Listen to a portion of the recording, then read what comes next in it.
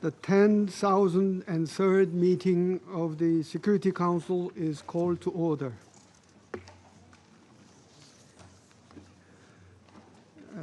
The provisional agenda for this meeting is the situation in the Middle East, including the Palestinian Question.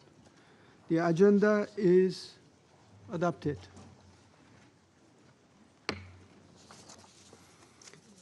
I would like to warmly welcome the Secretary General, distinguished President, ministers, and other high-level representatives present in the Security Council chamber. Your presence today underscores the importance of the subject matter under discussion. In accordance with Rule 37 of the Council's Provisional Rules of Procedure, I invite the representatives of Egypt, Kuwait, Norway, Qatar, Saudi Arabia, and Turkey to participate in this meeting. It is so decided.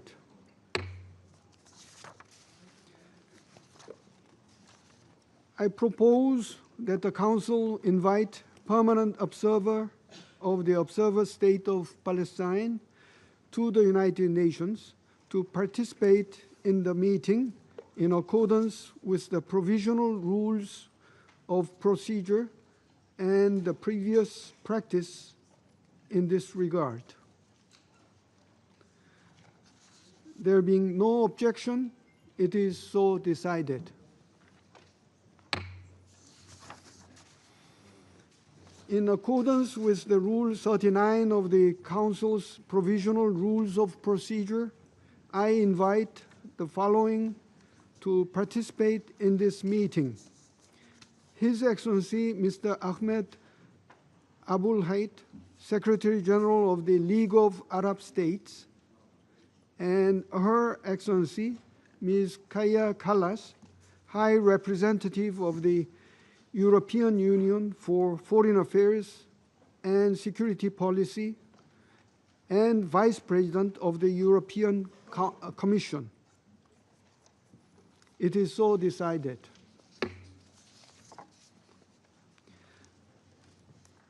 The Security Council will now begin its consideration of item 2 of the agenda.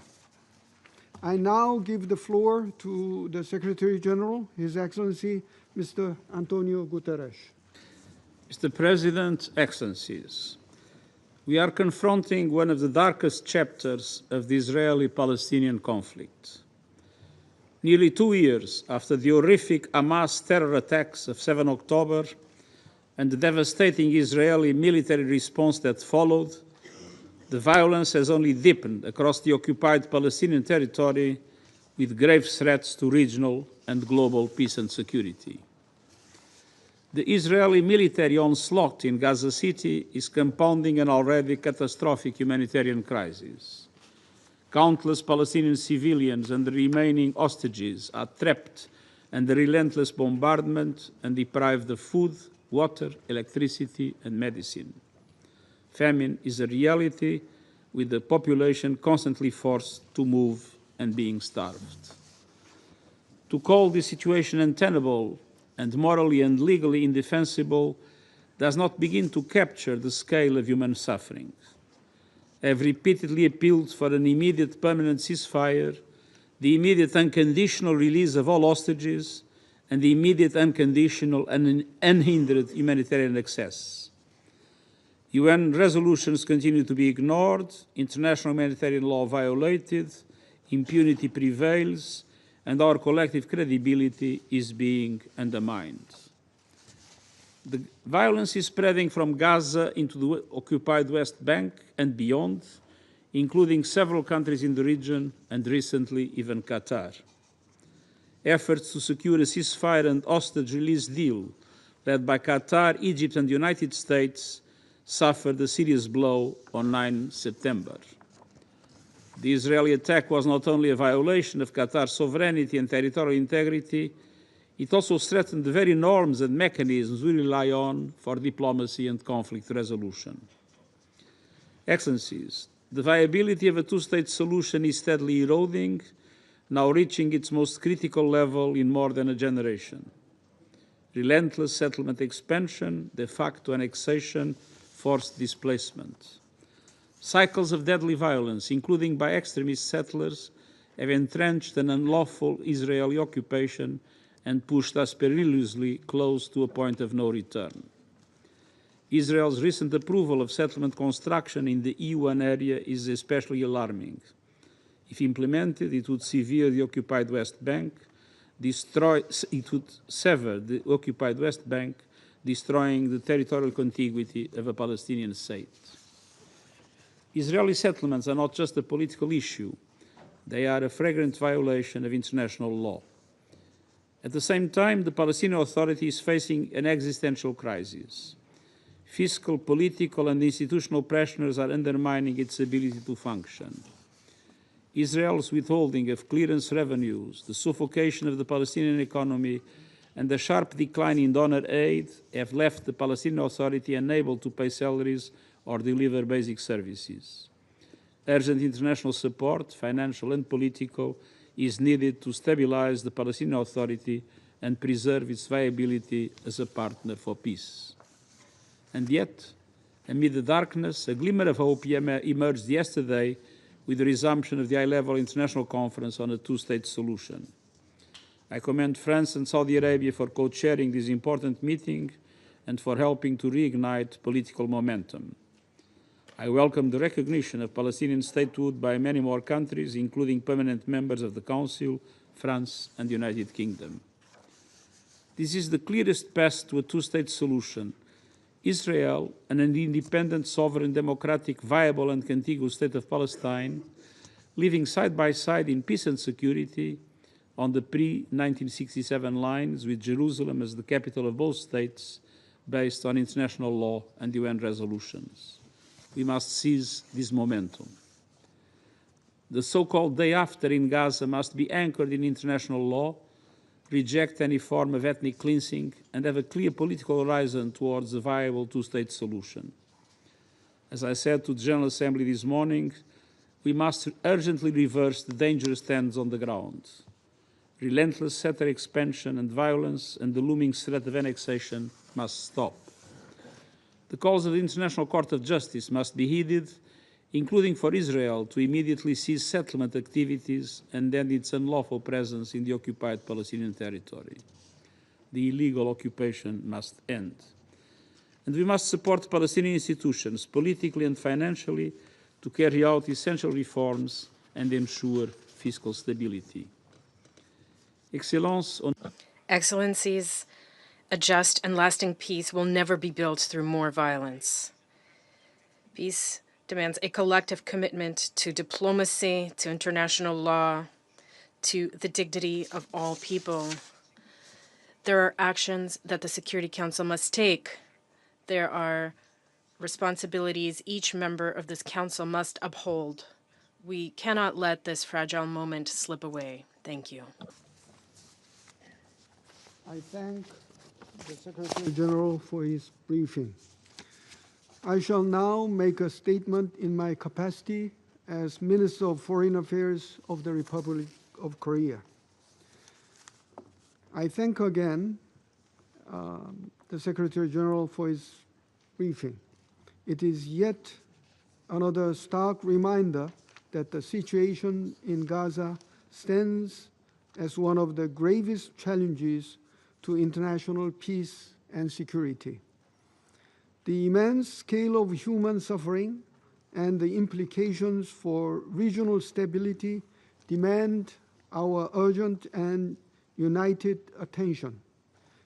This is not an abstract challenge, but measured in lives lost every day. Nearly 2 years have passed since Hamas terrorist attacks on October 7, 2023. In that time, more than 64,000 people have been killed. The humanitarian crisis worsens each day, with people in Gaza, particularly women, children, and other vulnerable groups facing constant threats to their lives and safety. Equally troubling is the famine now unfolding in Gaza. According to the recent IPC report, more than 500,000 people are already facing famine. The crisis is projected to spread to Deir al-Balah and Khan Yunis in the coming weeks.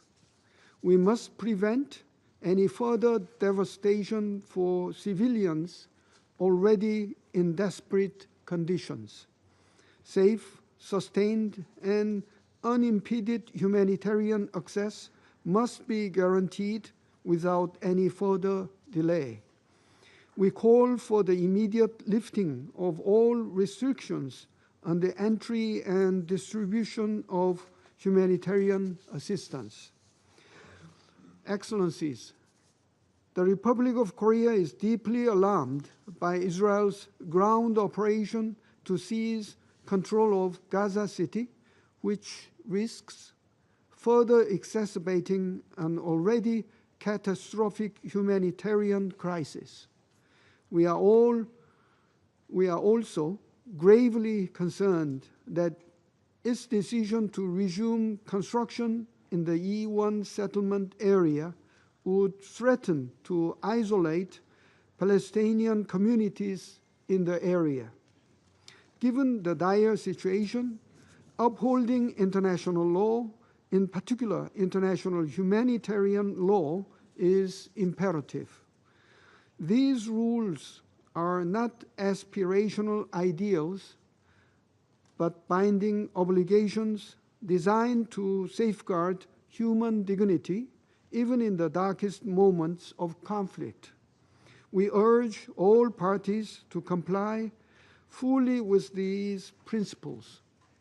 In this difficult context, the Republic of Korea remains gravely concerned about Israel's recent attack in Qatari territory.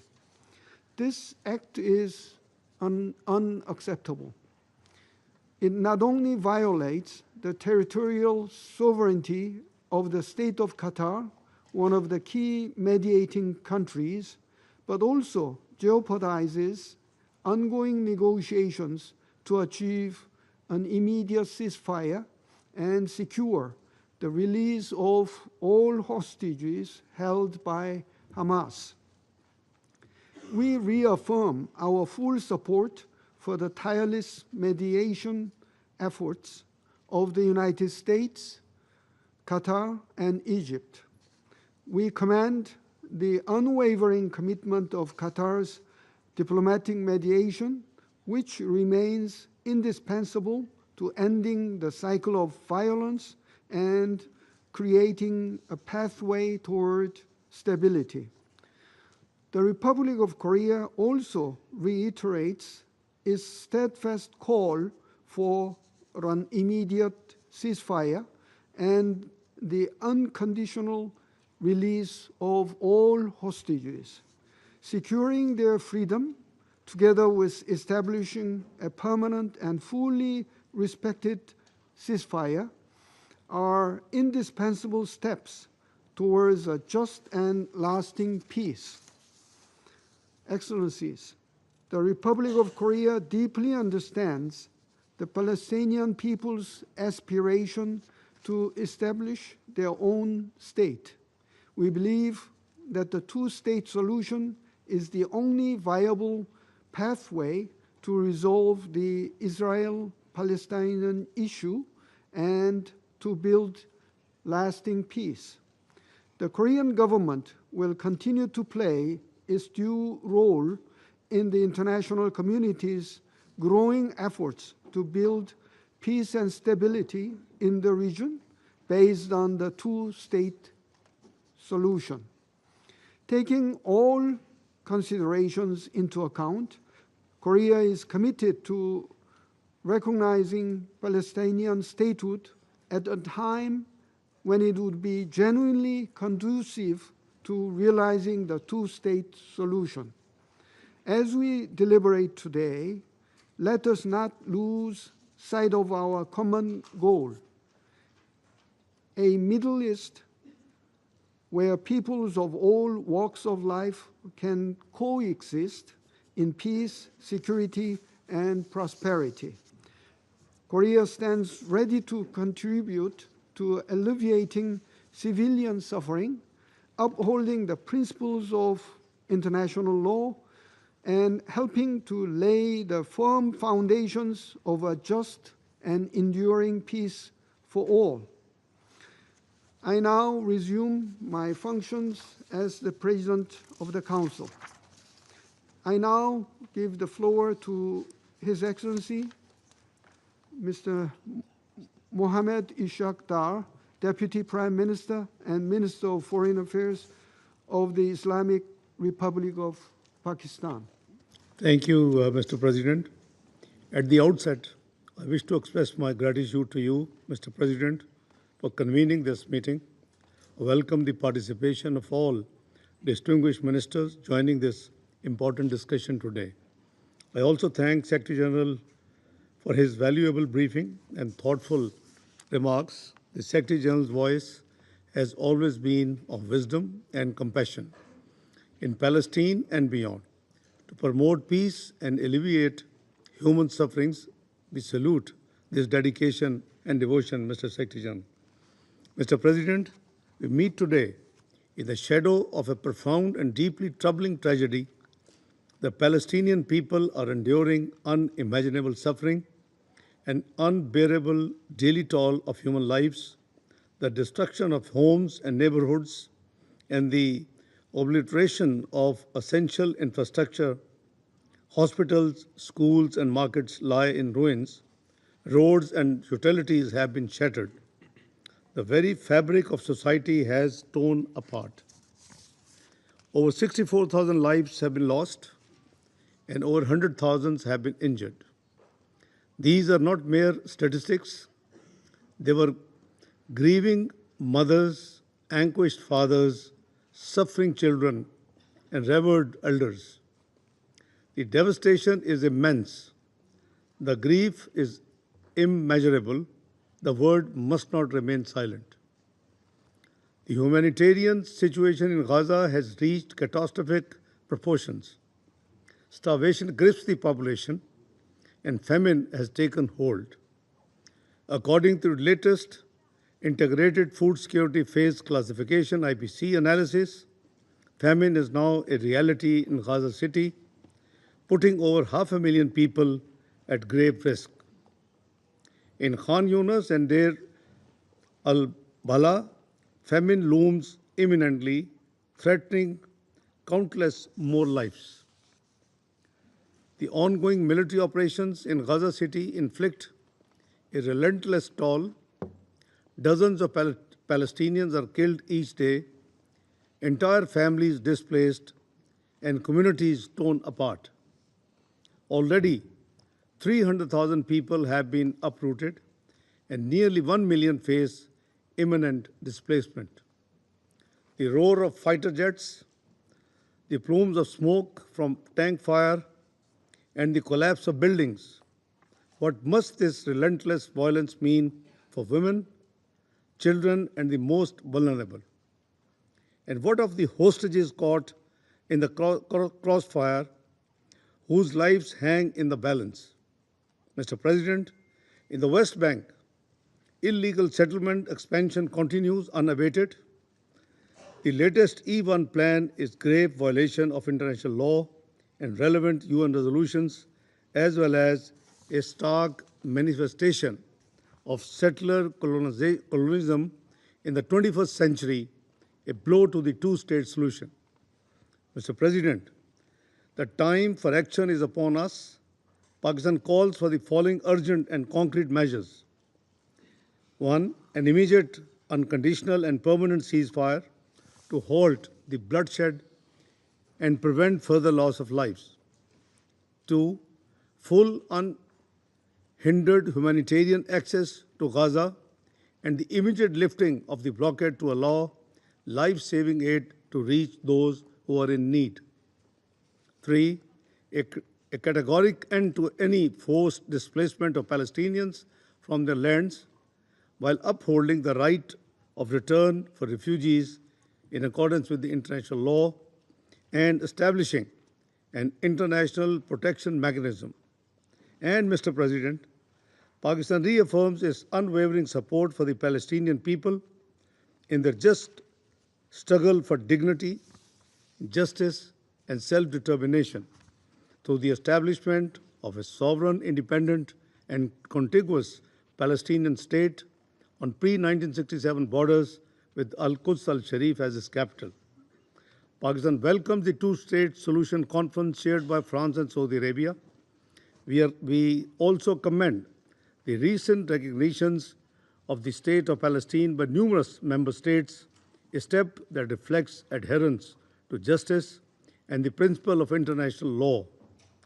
Pakistan had the honor to be among the first few countries to recognize the State of Palestine following the Declaration of Independence in 1988.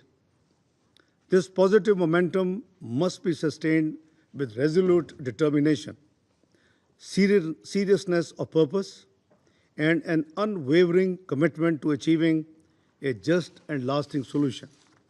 Mr. President, the people of Palestine are facing a crisis of historic proportion. Their suffering is a stain on our collective conscience. Gaza has become a graveyard for the humanity as well as for the global conscience. We call upon the Security Council and the broader international community to act decisively, to uphold human dignity, to ensure accountability and deliver justice. The time for words has passed. The time for action is now. Thank you, Mr. President, and thank you all. I thank His Excellency Mr. Dar for the statement. I now give the floor to Her Excellency Ms. Tanya Fayon, Deputy Prime Minister and Minister for Foreign Affairs of the Republic of Slovenia. President, and I thank the Secretary General for his briefing and his personal commitment to this issue. Mr. President, upon entering the UN Security Council, Slovenia felt the heavy weight of responsibility of this council to uphold international peace and security, a weight that translates to upholding international law and rejecting double standards, choosing global benefit over national interests, being ready for difficult conversations with partners and instead of silence. Everyone who enters this Security Council or is a permanent member of this body should know that membership entails a responsibility to act. And it does not matter whether a threat to peace and security is unfolding in Ukraine or in Gaza. In both of these conflicts, international law is disregarded blatantly and red lines crossed persistently. Excellencies, this year we again witnessed immense numbers of deaths among civilians in armed conflicts, with many of them being women and children, lives shattered by starvation and displacement. Let us be reminded we have built a system that should prevent atrocities, and we promised a never again. Yet what we saw this year was a Security Council paralyzed by disrespect of this Council's resolutions and disregard of decisions of international courts. Colleagues, we should stand up to this. When politicians facing charges for war crimes and crimes against humanity are walking free, while judges are put under sanctions, we cannot afford to remain silent without becoming complacent. Let me be clear, when all rules and obligations of the international system we had constructed fail, this itself is a threat to international peace and security. Mr. President, Gaza has become a textbook example of failure of international community. It has become a place in which people dread the nightfall and fear what a new day will bring. Gaza has become the deadliest place for children, the deadliest place for humanitarian and medical workers, and the deadliest place for journalists. The place of first ever proclaimed famine in the Middle East, marked by continuous offensives and strikes against hospitals, schools, homes, shelters, and holy places. It is defined by death and despair, and where hostages suffer and civilians count heartbeats left. Gaza is a man-made catastrophe which is live-streamed across the globe and sustained by those acting in contradiction to everything we stand for. And Mr. President, existence of reasonable grounds to conclude or finding that acts may amount to genocide are threats to international peace and security. We commend the work of the judicial and investigative mechanisms, the ICG, the ICC, and the Commission of Inquiry, particularly for its latest report for sounding the alarm. It is not on us to question their findings, it is on us to act on them. And demands of a large majority of international community are not performative diplomacy. Calls for a ceasefire, irreversible political steps, and even simple expressions of solidarity are not stage-managed acts. They paint a dark picture of international community in despair. Understanding that never again has become a failed promise. And Mr. President, the two-state solution is equally in a need of concrete and irreversible action.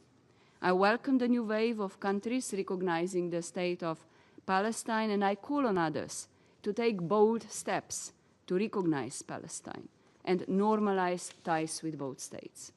We must step up to prevent further disintegration of this vision and to counter occupation and annexation, forced displacement, human rights violations, and terrorism and extremism.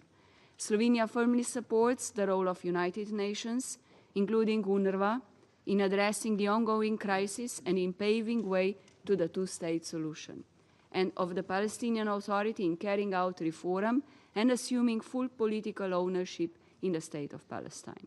And I appeal to all of us, do not let the future of Israeli people be defined by terrorism and violence. Do not let the future of Palestinian people be defined by occupation and perpetual human rights violations.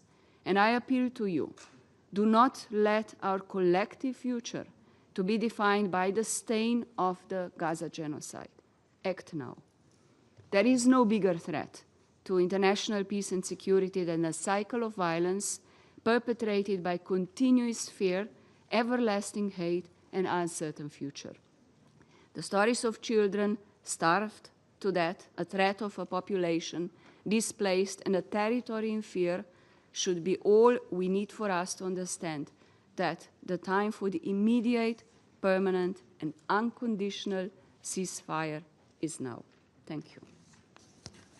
I thank Her Excellency Ms. Fayon for her statement. I now give the floor to His Excellency Mr. Ahmed Attaf, Minister of State, Minister of Foreign Affairs, National Community Abroad, and African Affairs of Algeria.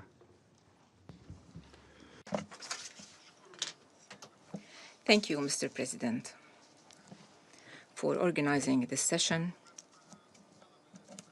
and for responding to the request of the Group of Islamic States in the Council. I also thank His Excellency, the Secretary General, Mr. Antonio Guterres, for his valuable briefing covering the recent developments in the Middle East. This region has become synonym to destruction and devastation, a synonym to injustice and oppression, a synonym to criminality in its harshest forms and manifestations. How can it not be so, while this region has known all these horrors horrors that no other region has known for successive generations. Without any exaggeration and without any qualifications, the situation there is self-telling, whether be it regarding the Palestinian cause, particularly all the regional landscape in the Middle East in general. On the Palestinian level, we cannot deny anymore that Gaza, and for more than 2 years, have been witnessing a full-fledged genocidal war. This has been confirmed by the UN Commission of Inquiry. And there is no doubt today that famine is indeed occurring in Gaza after our organization has confirmed famine in Gaza officially. There is also no room for interpreting the designs for displacement, reoccupation, and the annexation of Gaza and the West Bank after the Israeli occupation started implementing these designs and announcing them blatantly and brazenly. On the regional level, the Israeli aggressions continue unabated. An Israeli aggression against Yemen, followed by an Israeli aggression against Lebanon, then an Israeli aggression against Syria, followed by an Israeli aggression on Iran. And a few days ago, yet another Israeli aggression against the state of Qatar.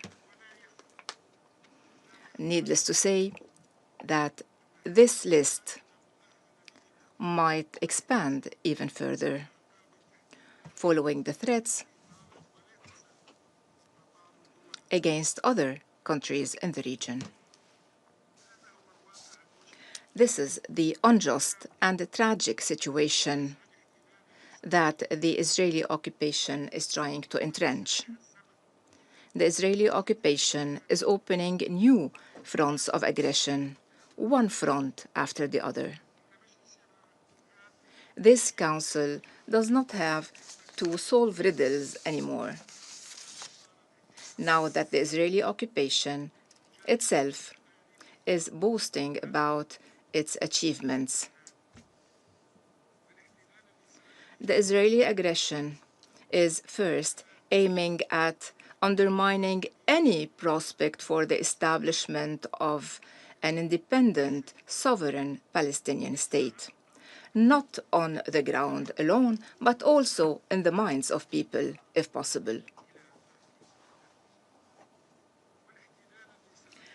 Second, the Israeli occupation aims at redrawing the borders in the region based on its imagination and its illusions, basing itself on the most dangerous myth,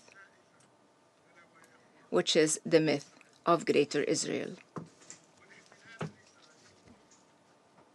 Third and last, the Israeli occupation aims at entrenching its absolute monopoly over the region and at having the final say in that region, to attack whomever they want, whenever they want, and however they want. They give no regard to international law, nor to the UN Charter, and not even to the merest rules and customs related to civilized coexistence. Beyond all that, the Israeli occupation dares to promote their lies. They say that the Palestinians want them out, while they deny their right to exist, their right to life, and their right to build their own independent sovereign state.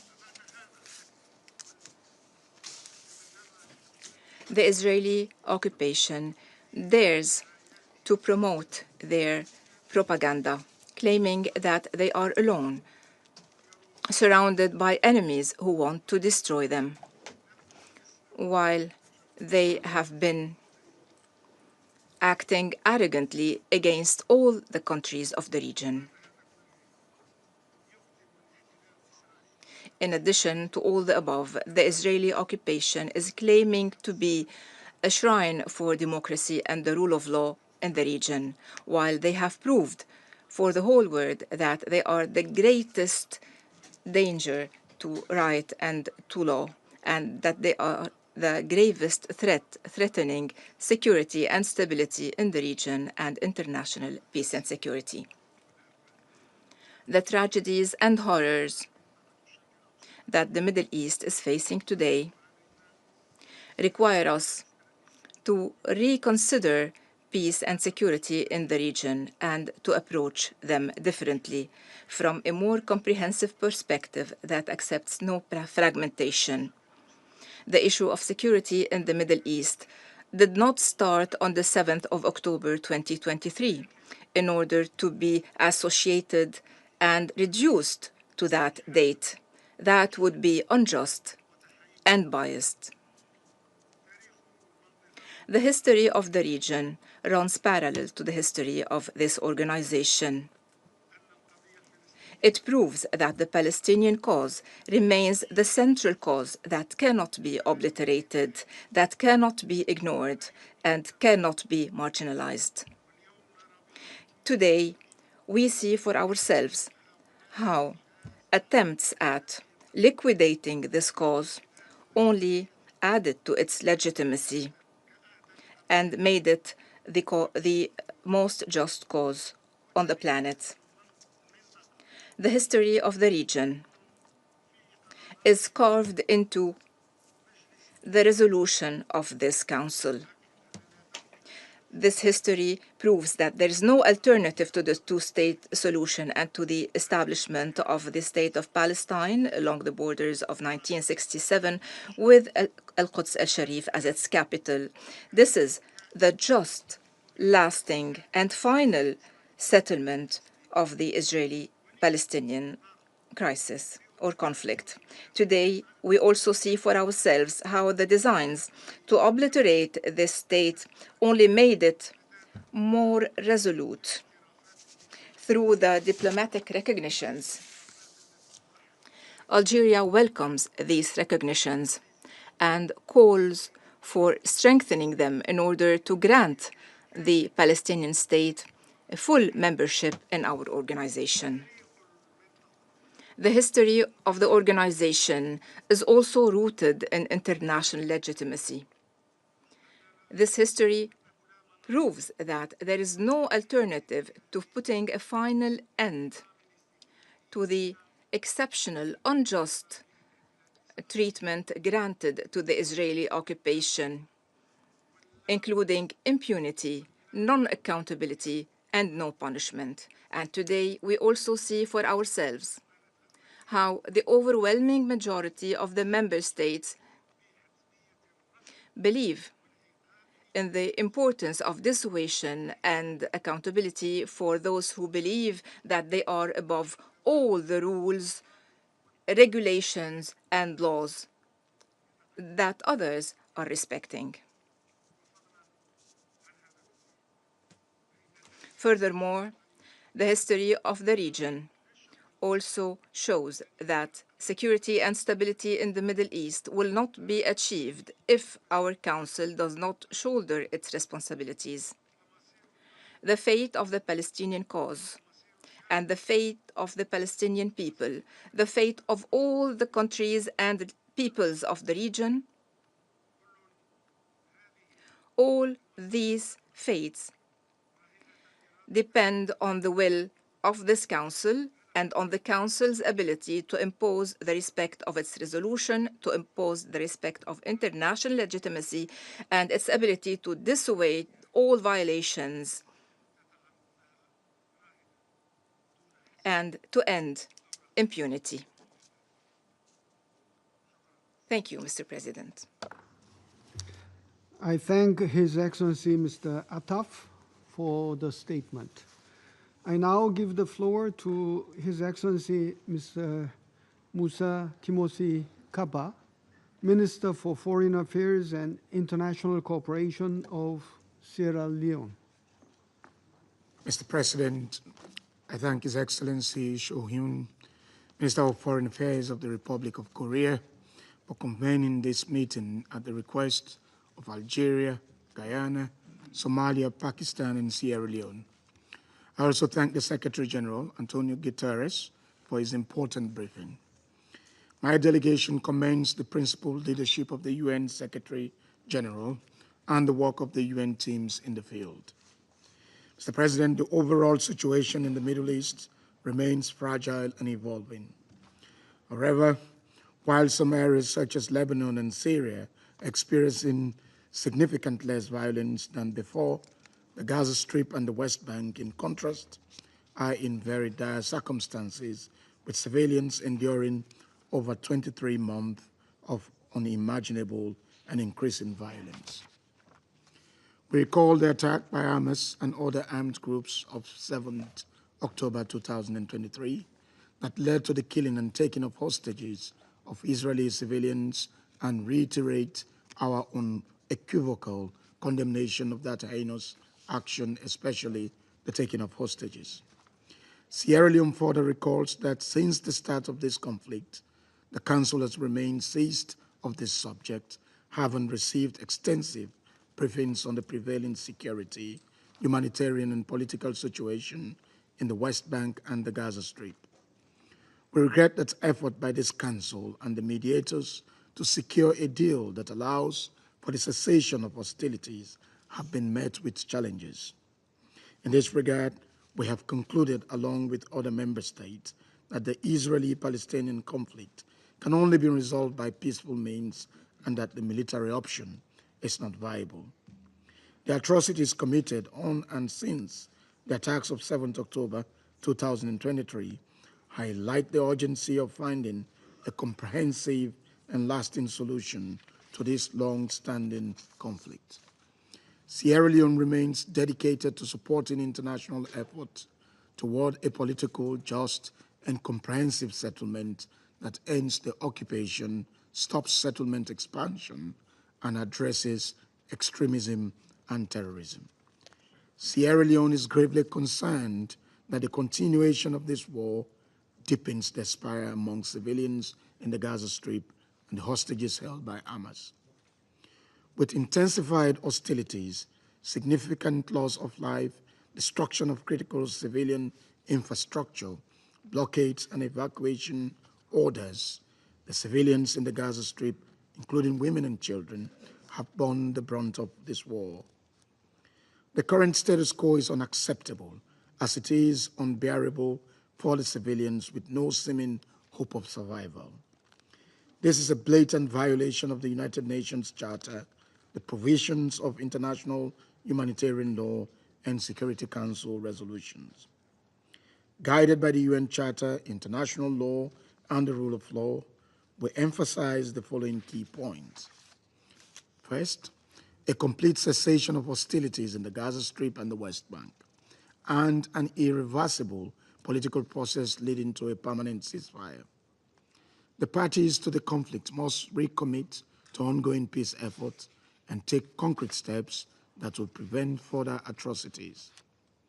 We acknowledge and commend the efforts of the mediators, Egypt and Qatar, and the United States to achieve this end. Second, the immediate and unconditional release of all hostages, including Israeli civilians held by Hamas and Palestinian detainees held without due process. The immediate and unconditional lifting of the aid restrictions and restoration of full and unhindered humanitarian access. We emphasize the role of the United Nations and its partners, including UNRWA, to achieve this end. Third, Sierra Leone reaffirms its unwavering support for the two-state solution based on relevant General Assembly and Security Council resolutions, including Resolution 1812 of 1947, and consistent with Article 4, Sub 1 of the United Nations Charter. We welcome the endorsement by the General Assembly of the New York Declaration and reaffirm the legitimacy of the Palestinian people's right to self-determination, including their right to an independent and sovereign state over the entire occupied Palestinian territory, in line with international law and agreed parameters. Fourth, Sierra Leone supports Israel's right to exist in peace and security, free from threats and attacks. Accordingly, we urge all armed groups to disarm and renounce violence, paving the way for the demilitarization of the Palestinian territory. Sustainable peace cannot take root while armed groups continue to operate outside the law. We deplore and reject any attempt to forcibly displace Palestinians from their land. Palestinians temporarily evacuated must be allowed to return to their homes at the earliest opportunity.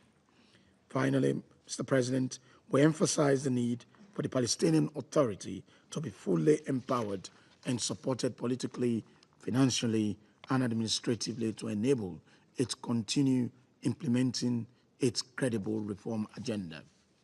As we celebrate the 80th session of the United Nations, let us reflect on the principles on which this very institution was built. Among its core values is to promote peace, justice, and the dignity of all persons.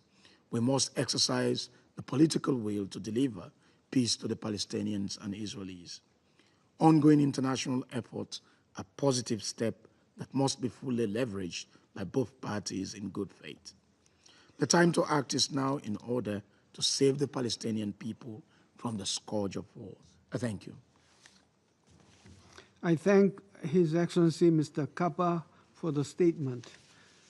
I now give the floor to His Excellency Mr. Hugh Hilton Todd, Minister for Foreign Affairs and International Cooperation of Guyana.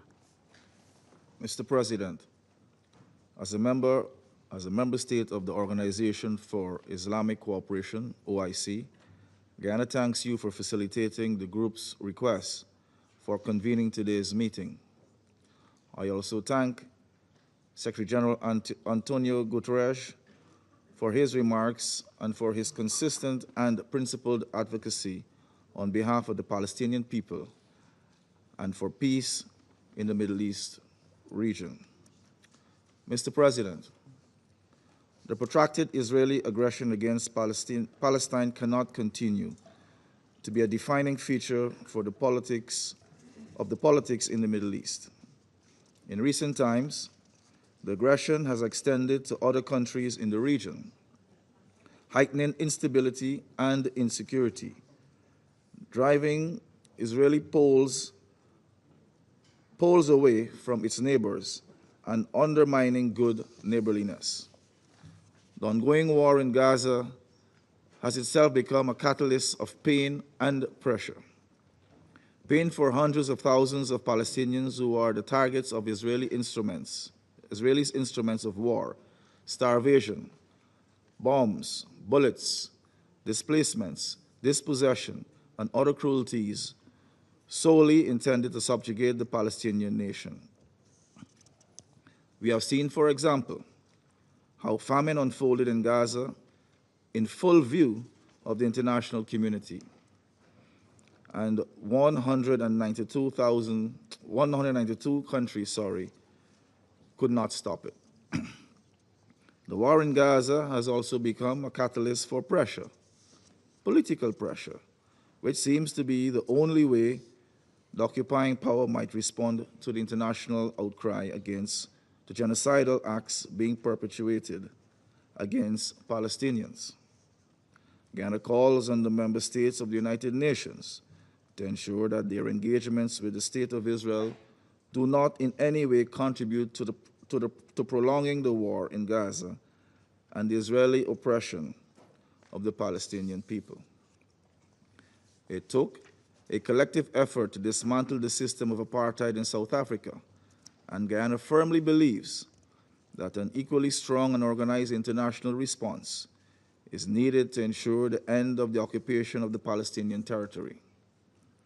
I must underscore the importance of recognition of the State of Palestine by all UN member states as a pivotal part of forcing an end to the Israeli occupation. Recognition lends greater strength to international efforts to end occupation and to achieve an independent Palestine.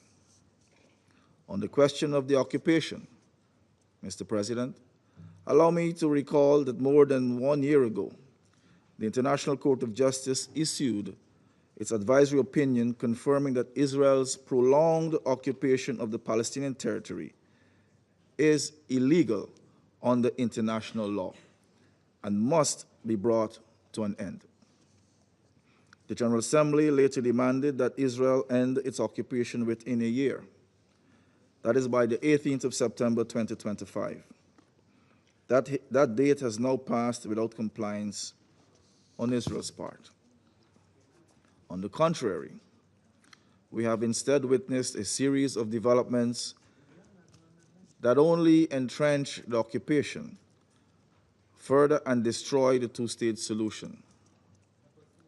Ghana calls on Israel to respect the Charter of the United Nations, to abide by the relevant resolutions of the General Assembly, the Security Council, and other organs of the United Nations, to cease its contempt of international law, and to commit to true peace in the Middle East. Mr. President, the occupation of the Palestinian territory and the attendant ills is a historic tragedy of proportions that should shock the human conscience across the globe. Sadly, however, what we are witnessing is an othering of the Palestinian people that makes it difficult for some to see Palestinian people as they see their own people. We must all reject the othering and fight for the rights of the Palestinian people, as we would fight for the rights of our own people. The right-minded, the peace-loving, and the promoters of justice must continue to defend the Palestinian people and oppose all attempts to erase them from their homeland. I conclude, Mr. President, by reaffirming Ghana's continued commitment to the two-state solution and by underscoring our conviction that the rule of law will ultimately prevail in the decades-long question as long as all member states choose to be guided by the principles of the Charter. I also reiterate the calls we have consistently made over the last 2 years for a ceasefire in Gaza. For the release of all hostages held in Gaza and Palestinian detainees held in Israeli prisons, for the unimpeded humanitarian access in Gaza. I also call on Israel to cease all its actions that are dismantling the two-state solution and the possibility of peace in the Middle East region. I thank you. I thank His Excellency Mr. Todt for the statement. I now give the floor to His Excellency Mr. Lars Løkke Rasmussen, Minister for Foreign Affairs of Denmark. Thank you, Mr. President. At the outset, I want to thank Mr. Cho Hyun, Minister of Foreign Affairs of the Republic of Korea, for convening this meeting. And I also want to thank the Secretary General for his very insightful briefing. Through the chaos of this abhorrent war, he has consistently raised his voice and that of United Nations in support of peace. And Denmark commend this kind of leadership. And I would also like to take this opportunity to thank the tireless efforts and sacrifice of the UN staff on the ground. Colleagues, I'm speaking to you today not only as the Minister of Foreign Affairs of Denmark, and by so a politician responsible to the people of Denmark, but also as a member of this Council responsible for the maintenance of international peace and security, and as a grandfather, responsible to my grandchildren, who I'm totally convinced one day will ask what I did, what we did, in the face of such immense suffering. Colleagues, I ask you today, how will we answer them? That we stepped up and met the challenge of peace, or that we idled in inaction and watched helplessly as the horrors unfolded? Mr. President, nearly 2 years have passed since the war in Gaza began. It was unleashed by the horrific terrorist attack by Hamas on the October 7th, an attack that tore through Israeli families, that left parents without children, children without parents, a nation wounded to its core, hostages and their families going through unimaginable suffering. Denmark has condemned this attack in the strongest terms possible, and we will continue to do so, just as we will continue to insist on the immediate and safe release of every hostage. Denmark considers itself as a long-standing friend of the people of Israel. Israel has the right to defend itself against terrorism. This I have always supported, and this I will continue to support. But friends also have to speak the truth to each other. And today we must face the fact that Israel's war in Gaza has created a humanitarian catastrophe of unbearable scale. Israel must comply with international law, including international humanitarian law. The human suffering in Gaza must be brought to an end, and it must happen now. Tens of thousands of civilians have already been killed, including over 18,000 children. This constitutes a classroom of children every day. It constitutes a humanitarian and human failure of unprecedented scale. We are witnessing an ongoing expanding military operation in Gaza City. Children starving with no access to clean water or medicine. Doctors forced to amputate without sedation. Mothers powerless to feed their babies. A famine unfolding before our eyes. While the World Food Programme alone has enough food to feed Gaza for months waiting at the border. This is also why Denmark, on behalf of the E10, coordinated a resolution for this Council just last week. The resolution demanded a ceasefire, the release of all hostages, and that the government of Israel immediately lift all restrictions on the entry of humanitarian aid into Gaza in line with international humanitarian law. These are demands that the international community has reiterated on multiple occasions, including just yesterday in the General Assembly. And I deeply regret that the resolution did not receive the support of all 15 Council members. But today I restate these demands. Israel must change its course immediately. The war in Gaza must end. The Security Council, as the body responsible for international peace and security, should be able to make these demands. Indeed, this should be the bare minimum that we can do. But around this table, that means all of us, every single member, working in concert and common cause towards this goal. It means setting aside political differences to save lives. Last week, 14 members of this Council were willing to do this. We hope that this can soon become all 15. So to our American friends, just this morning, President Trump said that we have to stop the war in Gaza immediately. He said we have to negotiate immediately to negotiate for peace. Denmark continues to support the dedicated efforts of the U.S., Qatar, and Egypt to mediate a ceasefire. Your unwavering commitment to find a path to peace is critical in the context, but we count on you in this Council too. Your leadership is critical in our joint aspirations of bringing peace and stability to the region. Mr. President, I will conclude very soon. Denmark has consistently contributed to ease the suffering through humanitarian contributions. Together with 24 other countries and the EU, we have called on Israel to resume medical evacuations from Gaza to the West Bank, including East Jerusalem, and we stand ready to support the treatment of those patients. Mr. President, 2 weeks ago, I visited the region, which I have done several times since 7 October. I have met with the Israeli families of hostages. The pain is real. The demand must be immediately and unconditionally answered. I also met with Palestinians in the West Bank who face checkpoints, settlements, settler violence, destroyed property and land grabbing, and their pain is real as well. The longing for freedom and dignity is evident. So, Mr. President, the two-state solution remains the only solution to lasting peace for two people, both deserving of security, both deserving of dignity.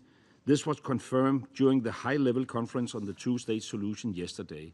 It is clear that the momentum is growing, that we are witnessing a renewed energy and enthusiasm for peace based on the two-state solution, a solution that Denmark is prepared to build on. And this is why I said yesterday, and that I repeat today, the keys to recognition of the Palestinian state should no longer lie in the hands of the Israeli government.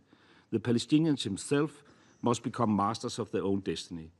The time for the end of this decades-long struggle is now. The only path to lasting peace is the two-state solution for both Palestinians and Israelis. Thank you. I thank His Excellency Mr. Rasmussen for the statement. I now give the floor to Her Excellency Ms. Yvette Cooper, MP, Secretary of State for Foreign, Commonwealth and Development Affairs of the United Kingdom. Can I thank the President today and also the Secretary General for the briefing at the beginning of this crucial session. Yesterday, alongside other ministers here in New York this week, I hosted a session to hear from doctors who have recently returned from Gaza. And the stories they told would stay with me forever. One told of the screams of toddlers and the scream of a toddler who she had operated on without full anesthetics, and how she hoped and prayed that he would not feel pain. Another told of the seriously malnourished pregnant women affecting their babies, and they talked about doctors and nurses whose family members were killed but who still came back to work in hospitals in unimaginable conditions to help others.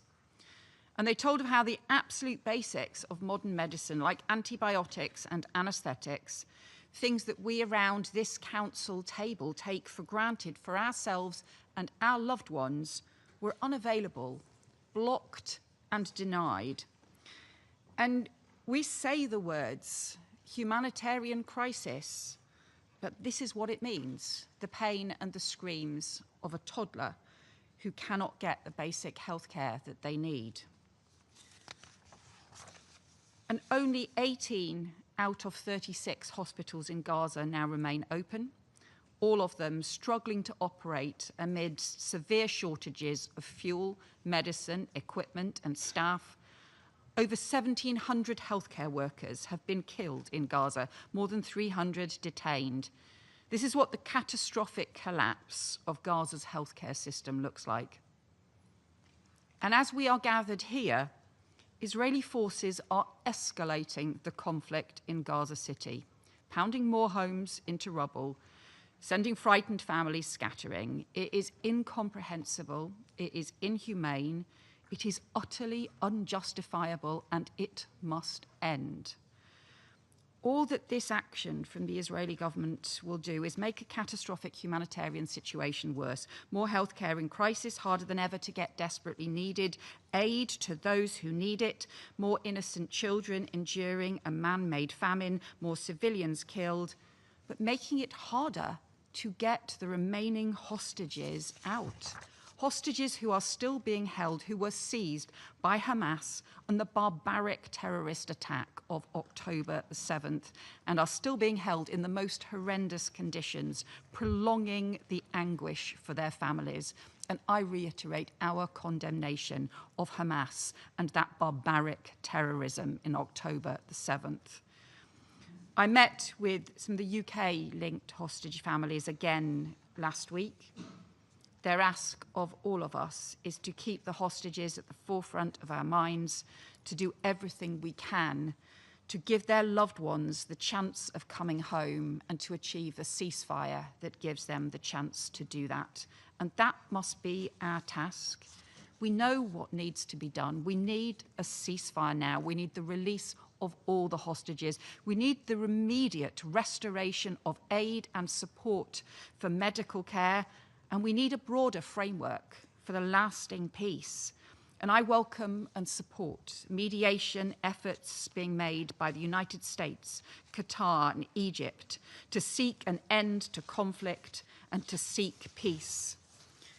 We know too that Gaza cannot be seen in isolation from the West Bank. The Israeli government is tightening its stranglehold on the Palestinian economy and continuing to approve illegal settlement construction, including just recently in the E1 area of East Jerusalem, which is a further blow to the viability of a two-state solution. And we urge Israel to reverse these plans.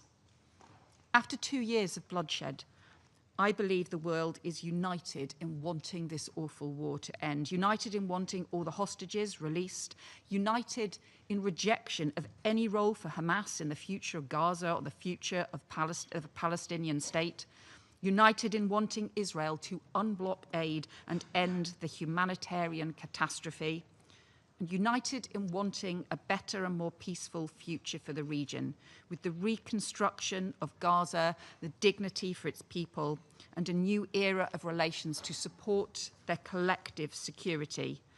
And that future must be based on a two-state solution.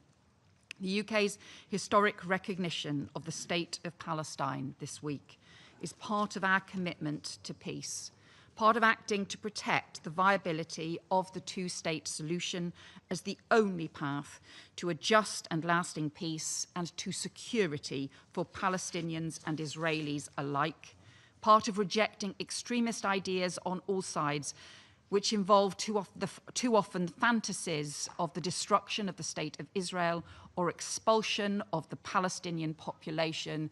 We reject both of those, and part of our wider effort to work with partners on a long-term peace, not just to halt the immediate crisis, but an advance and a pragmatic plan for what comes next. None of this can happen without an immediate ceasefire, and that is where all of this has to start.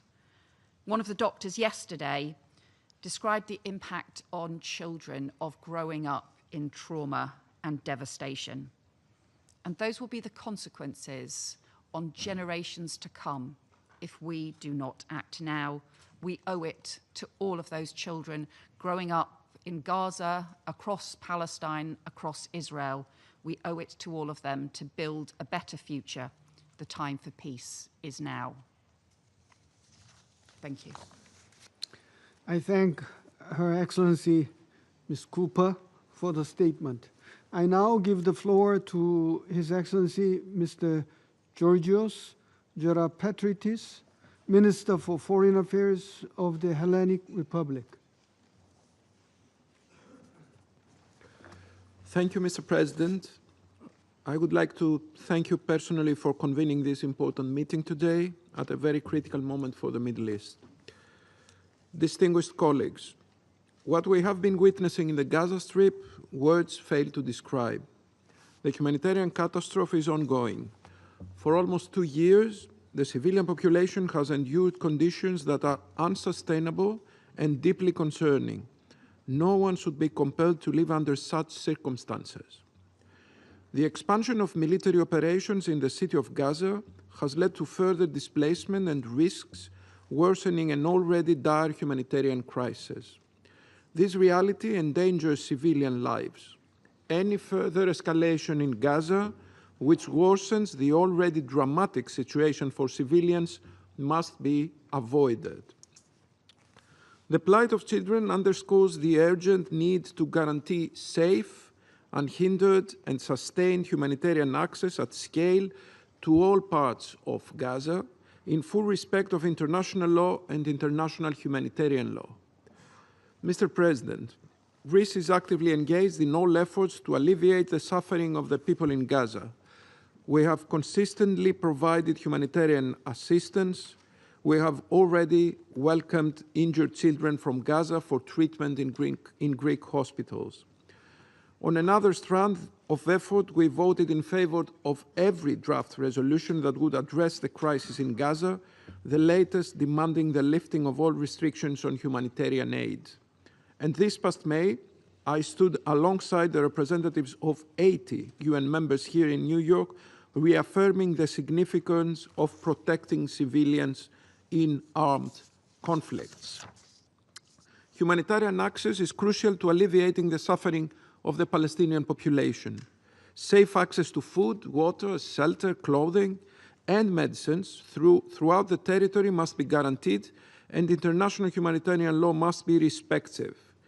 Initiatives to expand deliveries in Gaza by land, air, or sea must be further strengthened. At the same time, hostages continue to suffer horribly at the hands of Hamas. We were appalled by the images and videos released last month showing 2 hostages visibly emaciated as they described the appalling conditions of their captivity. We reiterate our call for unconditional release of all remaining hostages. Mr. President, we recall that this Council has rightly addressed the recent strikes in Doha earlier this month, which are even more concerning given Qatar's crucial role in hosting and mediating negotiations for a ceasefire between Israel and Hamas alongside the United States and Egypt. We continue to believe that diplomacy remains the most effective tool even in the most difficult circumstances. Greece has unwaveringly supported the negotiation efforts and will continue to do so. And we urge all parties to rise up to the gravity of the situation, return to the negotiating table as soon as possible, and be guided by international law.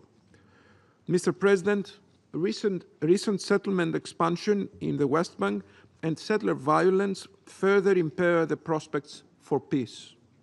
We express our profound concern over announcements on the construction of additional settlements in the E1 area of West Bank.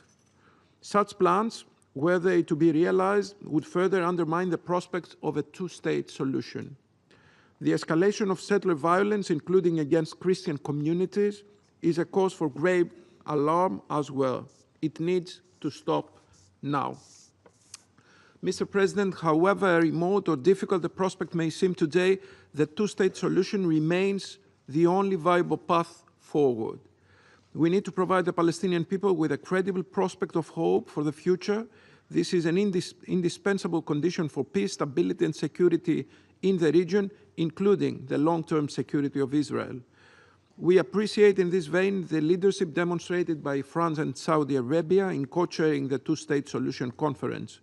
We stand by all international initiatives, including the relevant Global Alliance and the Arab Plan, towards realizing this vision. We will continue to contribute to every effort that revives the political process towards a two-state solution, a political process which we firmly believe must lead to the establishment of a sovereign Palestinian state through a revitalized and comprehensive approach, and which is essential for lasting peace and stability in the region. Against this backdrop, we see no role for Hamas, neither in governance nor in future discussions concerning the day after in Gaza. Therefore, Greece has repeatedly stressed that an empowered and reformed Palestinian Authority must play a central role in Gaza's future and remains the best partner for peace. The European Union has already stepped up, approving a 3-year package worth around 1.6 billion euros, crucial to preventing fiscal collapse and enabling the Palestinian Authority to fulfill its task. Mr. President, to Greece, the stability of the Middle East is not an abstract concern. It is an indispensable necessity. As a country of Eastern Mediterranean, at the crossroads of Europe, Asia, and Africa, developments in the region have a direct impact on our own security, prosperity, and stability, as well as on Europe as a whole. We are convinced that only through dialogue and the rule of international law we can build a safer neighborhood, one where peoples can coexist in dignity and security. Thank you. I thank His Excellency Mr. Gera Petritis for the statement. I now give the floor to His Excellency Mr. Carlos Arturo Hoyos Boyd, Vice Minister for Foreign Affairs of Panama. President, Panama is grateful for the convening of this briefing at the request of the delegations of Algeria, Guyana, Pakistan, Sierra Leone, and Somalia. We would also like to express our thanks to His Excellency Antonio Guterres, UN Secretary General, for his briefing, which strengthens this Council's obligation, in line with the United Nations Charter, to respond with unity and responsibility, given the scope of the catastrophic situation unfolding in the Palestinian territories.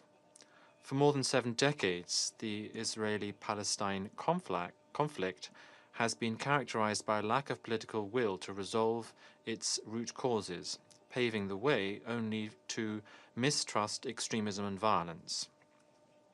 The consequences of this lack of political will were brutally exposed on the 7th of October 2023, with the atrocious attacks carried out by Hamas, which we strongly condemn once again, and which claimed the lives of more than 1,200 people and kidnapped another 251 people, of whom it is believed that 20 are still alive, suffering in the darkness of tunnels, deprived of contact with their families and the most basic dignity.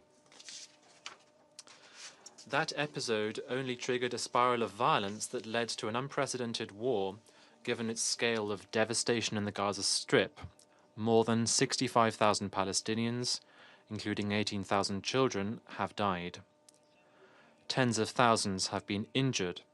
Millions have been forcibly displaced from one side to the other, again and again, and entire communities have been reduced to rubble, leaving an indelible scar of suffering for thousands of families.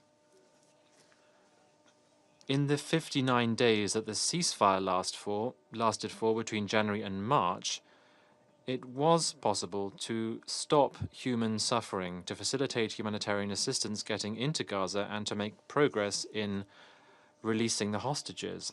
But since the ceasefire broke down, the catastrophic humanitarian situation has only got worse. More than 14,000 Palestinians have died and tens of thousands more have been injured. The hostages and their families continue to pay an unbearable price, trapped in uncertainty and suffering.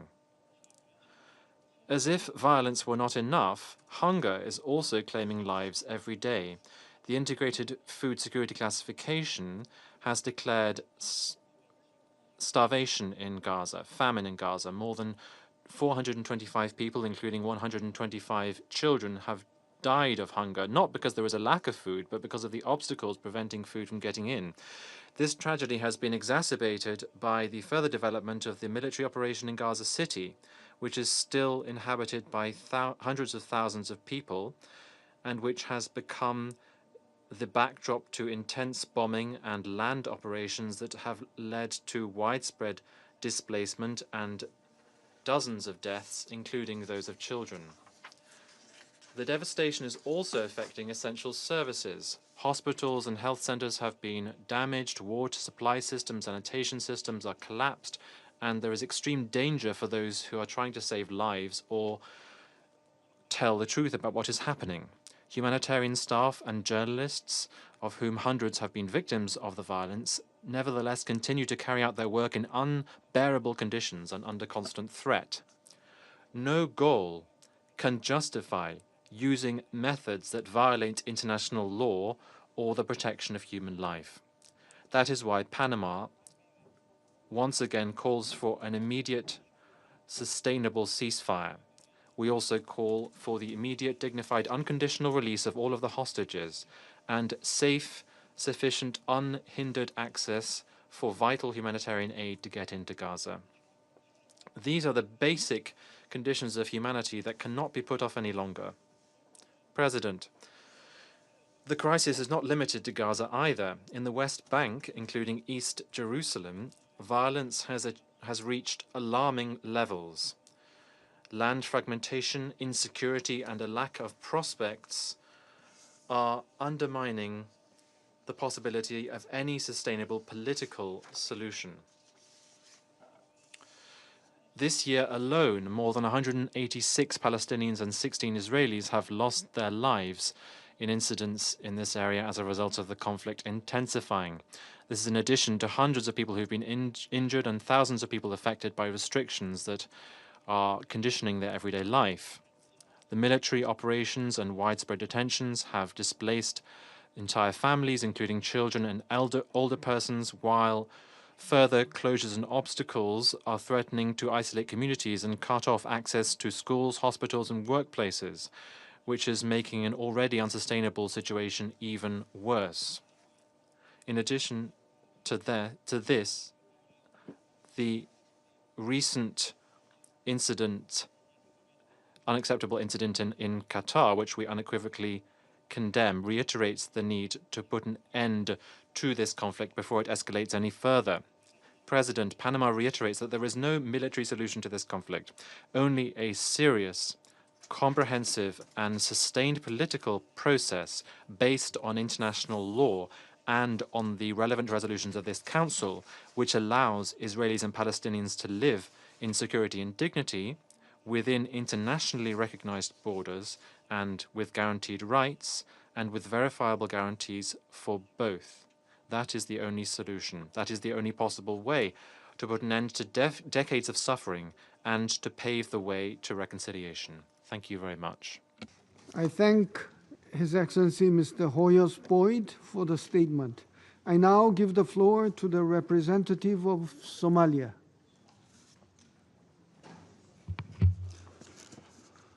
Thank you, Mr. President. At the outset, I would like to thank the Korean presidency for convening this meeting based on the request from the OIC members of this council. I would like to welcome all the distinguished ministers participating in this meeting today. I would also like to express our gratitude to the Secretary General for his briefing.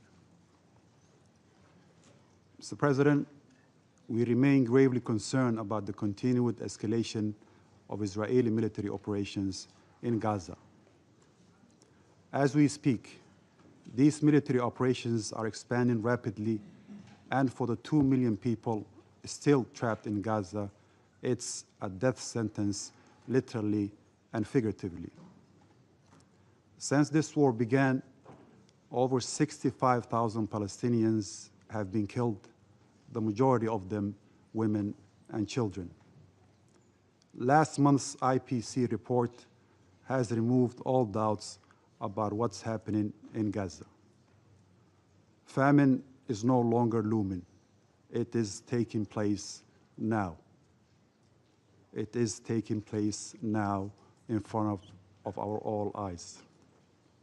The death of children from hunger and disease is not a forecast. It's a daily reality. Let us be absolutely clear. This is a man-made disaster created through siege, blockade, and systematic obstruction of humanitarian aid. The starvation of civilians as a method of warfare is prohibited, and the use of hunger as a collective punishment is a grave violation of international law. We must act with moral clarity. The International Court of Justice advisory opinion unequivocally reaffirmed the legal obligations of all states regarding the occupied Palestinian territory. These obligations are binding, and they must be enforced. The blatant disregard for these binding decisions, including the provisional measures issued in January and March of this year, is a direct challenge to the international legal order. In that regard, I would like to make the following points. First, we reiterate our call for an immediate, unconditional, and permanent ceasefire. It's clear that there is no military solution to this conflict. Somalia recognizes and supports the ongoing ceasefire efforts led by Qatar, the United States, and Egypt, and commends their unwavering commitment. The Israeli airstrikes on residential areas in Doha, the capital of Qatar, on September 9th mark a grave and perilous escalation. It's appalling that this military airstrike unfolded when negotiators were engaged in talks over a US-backed ceasefire proposal. We stress that mediators must not be targeted, but they should be protected to ensure a pathway to peace remains viable. Second, my delegation calls for the immediate and full restoration of humanitarian access for all UN agencies, including UNRWA, throughout Gaza. Israel, as the occupying power, bears the legal responsibility under international humanitarian law, including the Fourth Geneva Convention. Somalia reiterates its call for the immediate release of all arbitrary detainees to return to their families and loved ones. Third, we must revive a credible political track towards the recognition of the State of Palestine as full member of the United Nations, and stress the importance of the unification of Gaza and West Bank under a single Palestinian Authority. We call for international support for the reconstruction and development in the Palestinian territories, including Gaza. There's no doubt that addressing the root causes of the conflict begins with the end of the occupation and the establishment of a sovereign, independent state of Palestine with Al-Quds al-Sharif as its capital in accordance with relevant UN resolutions. In that regard, we welcome the resumption of the two-state solution conference co-chaired by France and Saudi Arabia. We commend the states who have recognized the state of Palestine and urge others to do so. Mr. President, to conclude, Somalia reaffirms its commitment to working with all partners toward a just and lasting peace in the Middle East, in line with international law and advancing the legitimate rights of the Palestinian people. I thank you. Representative of Somalia for the statement. I now give the floor to the representative of France. Merci, Monsieur le Président. Thank you, Mr. President. I would like to begin by thanking the Secretary General of the United Nations for his briefing and his commitment to supporting the two-state solution in favor of peace and security for Israel and Palestine. Yesterday, from the podium of the United Nations General Assembly at the Conference for the Two-State Solution, the President of the French Republic forcefully reminded us of what unites us: the urgency of ending the war in Gaza and giving peace a real chance. Today, at the Security Council, it is our collective responsibility to translate this demand into concrete decisions.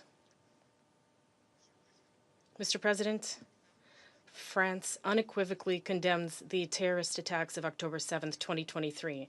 Nothing can justify terrorism. France also condemns the brutal attacks on innocent lives in Gaza, where hundreds of thousands of human beings have been plunged into hunger, fear, and mourning. France also rejects the unacceptable prospect of the forced displacement of the Gazan population. The expansion of the Israeli military offensive into Gaza City over the past week only inflicts further suffering on the population of Gaza. It is our duty to build a realistic alternative, faithful to our values and in accordance with international law.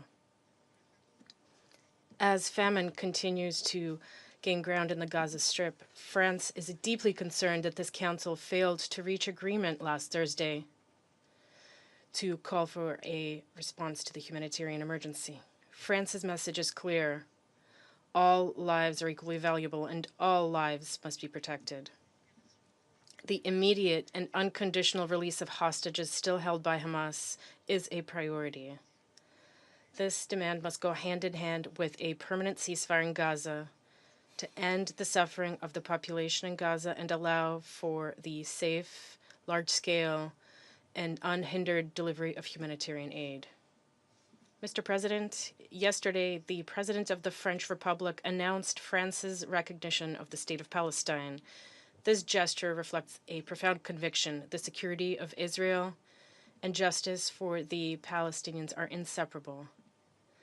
They can only be guaranteed through the coexistence of two sovereign and democratic states living side by side in peace and security, with Jerusalem as their capital. This decision, shared by many other countries, opens a political path that we must consolidate. This path is structured around a roadmap, the New York Declaration, which France, along with Saudi Arabia and many partners, submitted and had adopted by the General Assembly, thanks to the support of 142 states. This roadmap is based on two essential stages. The first, the emergency phase, aims to secure the release of hostages, the cessation of hostilities, and large-scale humanitarian access. We call on all parties concerned to resume negotiations as soon as possible and in good faith. In this regard, we commend the tireless mediation efforts of Qatar, Egypt, and the United States. The second stage is stabilization and reconstruction. A transitional administration excluding Hamas must be established in Gaza under the auspices of the Palestinian Authority, supported by the international community. It must ensure security, undertake the effective disarmament of Hamas, and address the urgent needs of the population. France, together with its European partners, stands ready to contribute, including through participation in an international stabilization mission to be decided by this Council at the appropriate time. This process also requires renewed and reformed Palestinian governance, fully implementing the commitments made. It also requires clear choices from Israel in favor of negotiation and respect for international law. The European Union, along with France, will condition its future cooperation on these commitments. Mr. President, the alternative is simple. Either we preserve the possibility of two states, and with it, peace, or we allow a permanent conflict to take hold with disastrous consequences for the region and beyond. France calls on this Council to act with the determination and sense of responsibility that is incumbent upon it. History will judge our ability to seize this moment. Thank you. I thank the representative of France for the statement. I now give the floor to the representative of the United States. Thank you, Mr. President. I find it, and we find it deeply regrettable that Council members have opted to convene this high-level UN Security Council briefing on Gaza on Rosh Hashanah, the Jewish New Year, knowing full well that that decision excludes Israel. And frankly, colleagues, it's a testament to how this Council has prioritized a lot of performance over serious efforts to actually advance peace. Serious efforts that President Trump, Secretary Rubio, his team, and partners like Egypt and Qatar are engaged in right now as we speak, to end this horrific war. There have been over 80 Council meetings on this issue since October 7th. The main outcome of these meetings, unfortunately, has been to embolden Hamas, to undermine and disrupt negotiations that are aimed at freeing all of the hostages and ending the war and ending the suffering that we all want to end. Unspoken today, in the last 2 weeks alone, Israel has suffered 2 terrorist attacks in Jerusalem on September 8th and at the Allenby border crossing on September 18th. We condemn these attacks. We offer condolences to the families of those killed. We call upon other countries to join us in a clear an explicit condemnation of this violence by Hamas and its ideological allies. And extremists like the terrorists who killed 2 IDF soldiers on September 18th have shown their utter contempt for the people of Gaza. Hamas has shown its utter contempt for the people of Gaza. They struck the very border crossing through which nearly half of all aid delivered to Gaza between May and September of this year has passed. Let me say again, Hamas struck the border crossing through which half of all aid through the better part of this year has passed.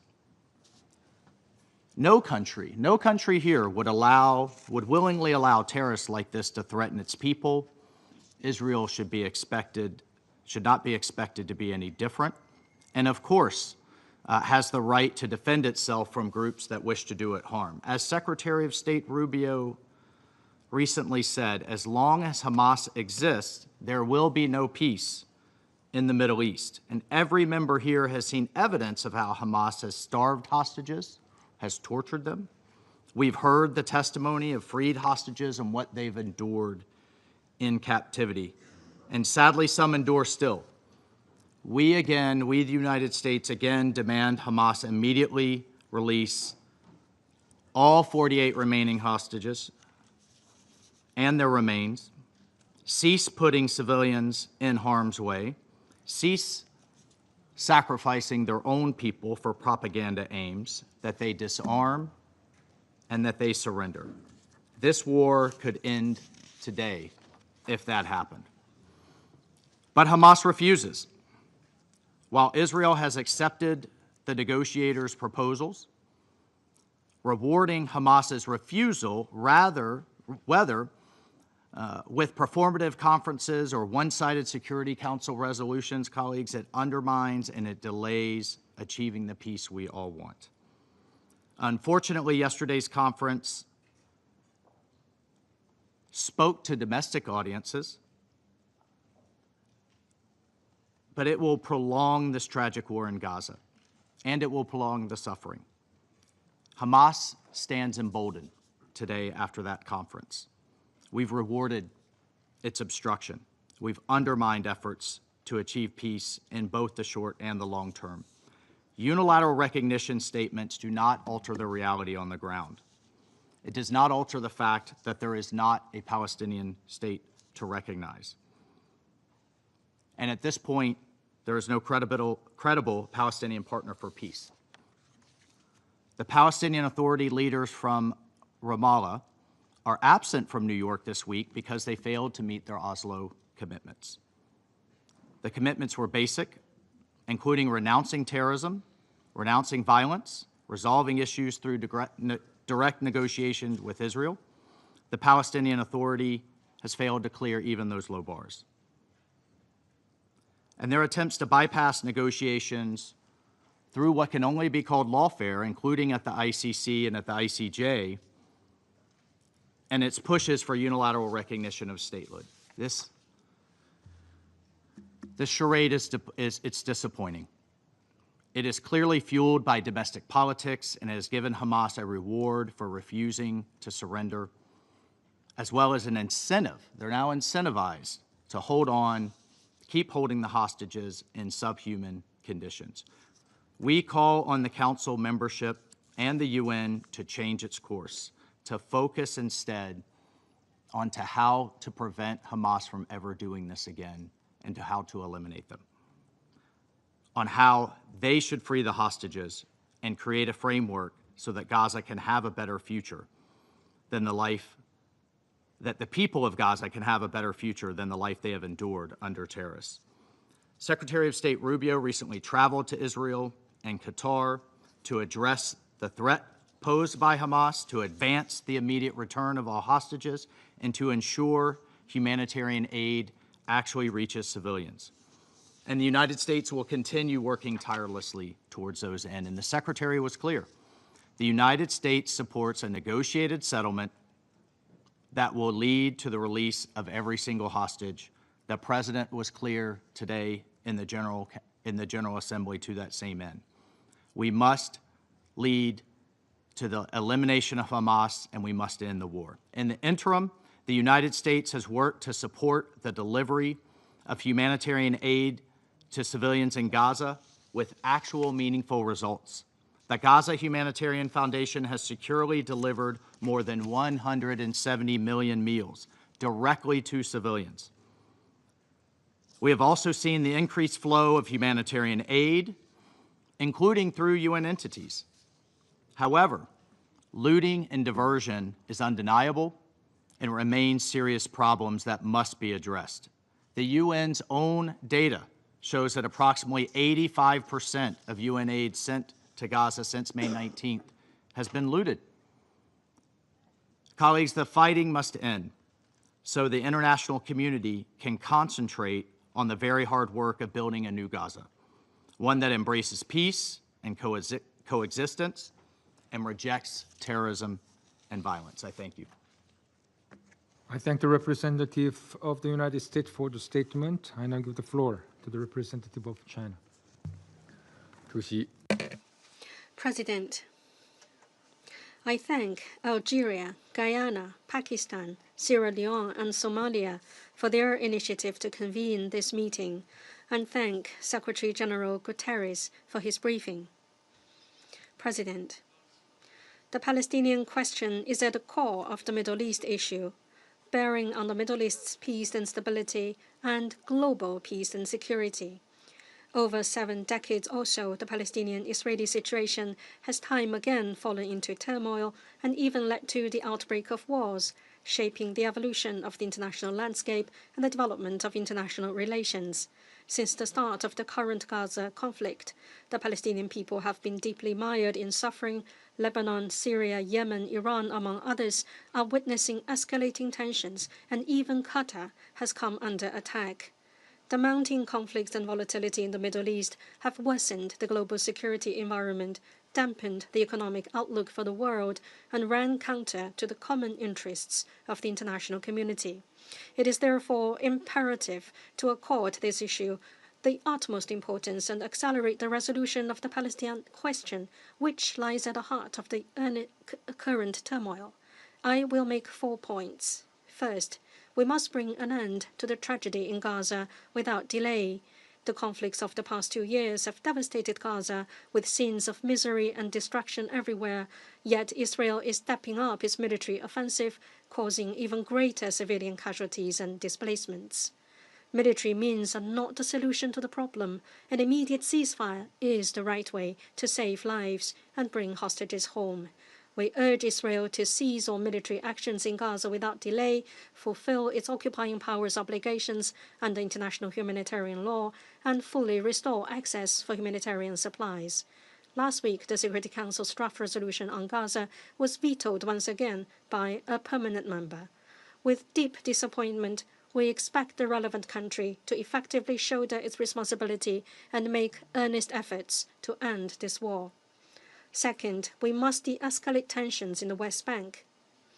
Israel continues to expand settlements in the West Bank, forcibly demolish Palestinian structures, conduct frequent searches, arrests, and raids, and condone settler violence. The occupying power has recently approved and advanced the E1 settlement plan.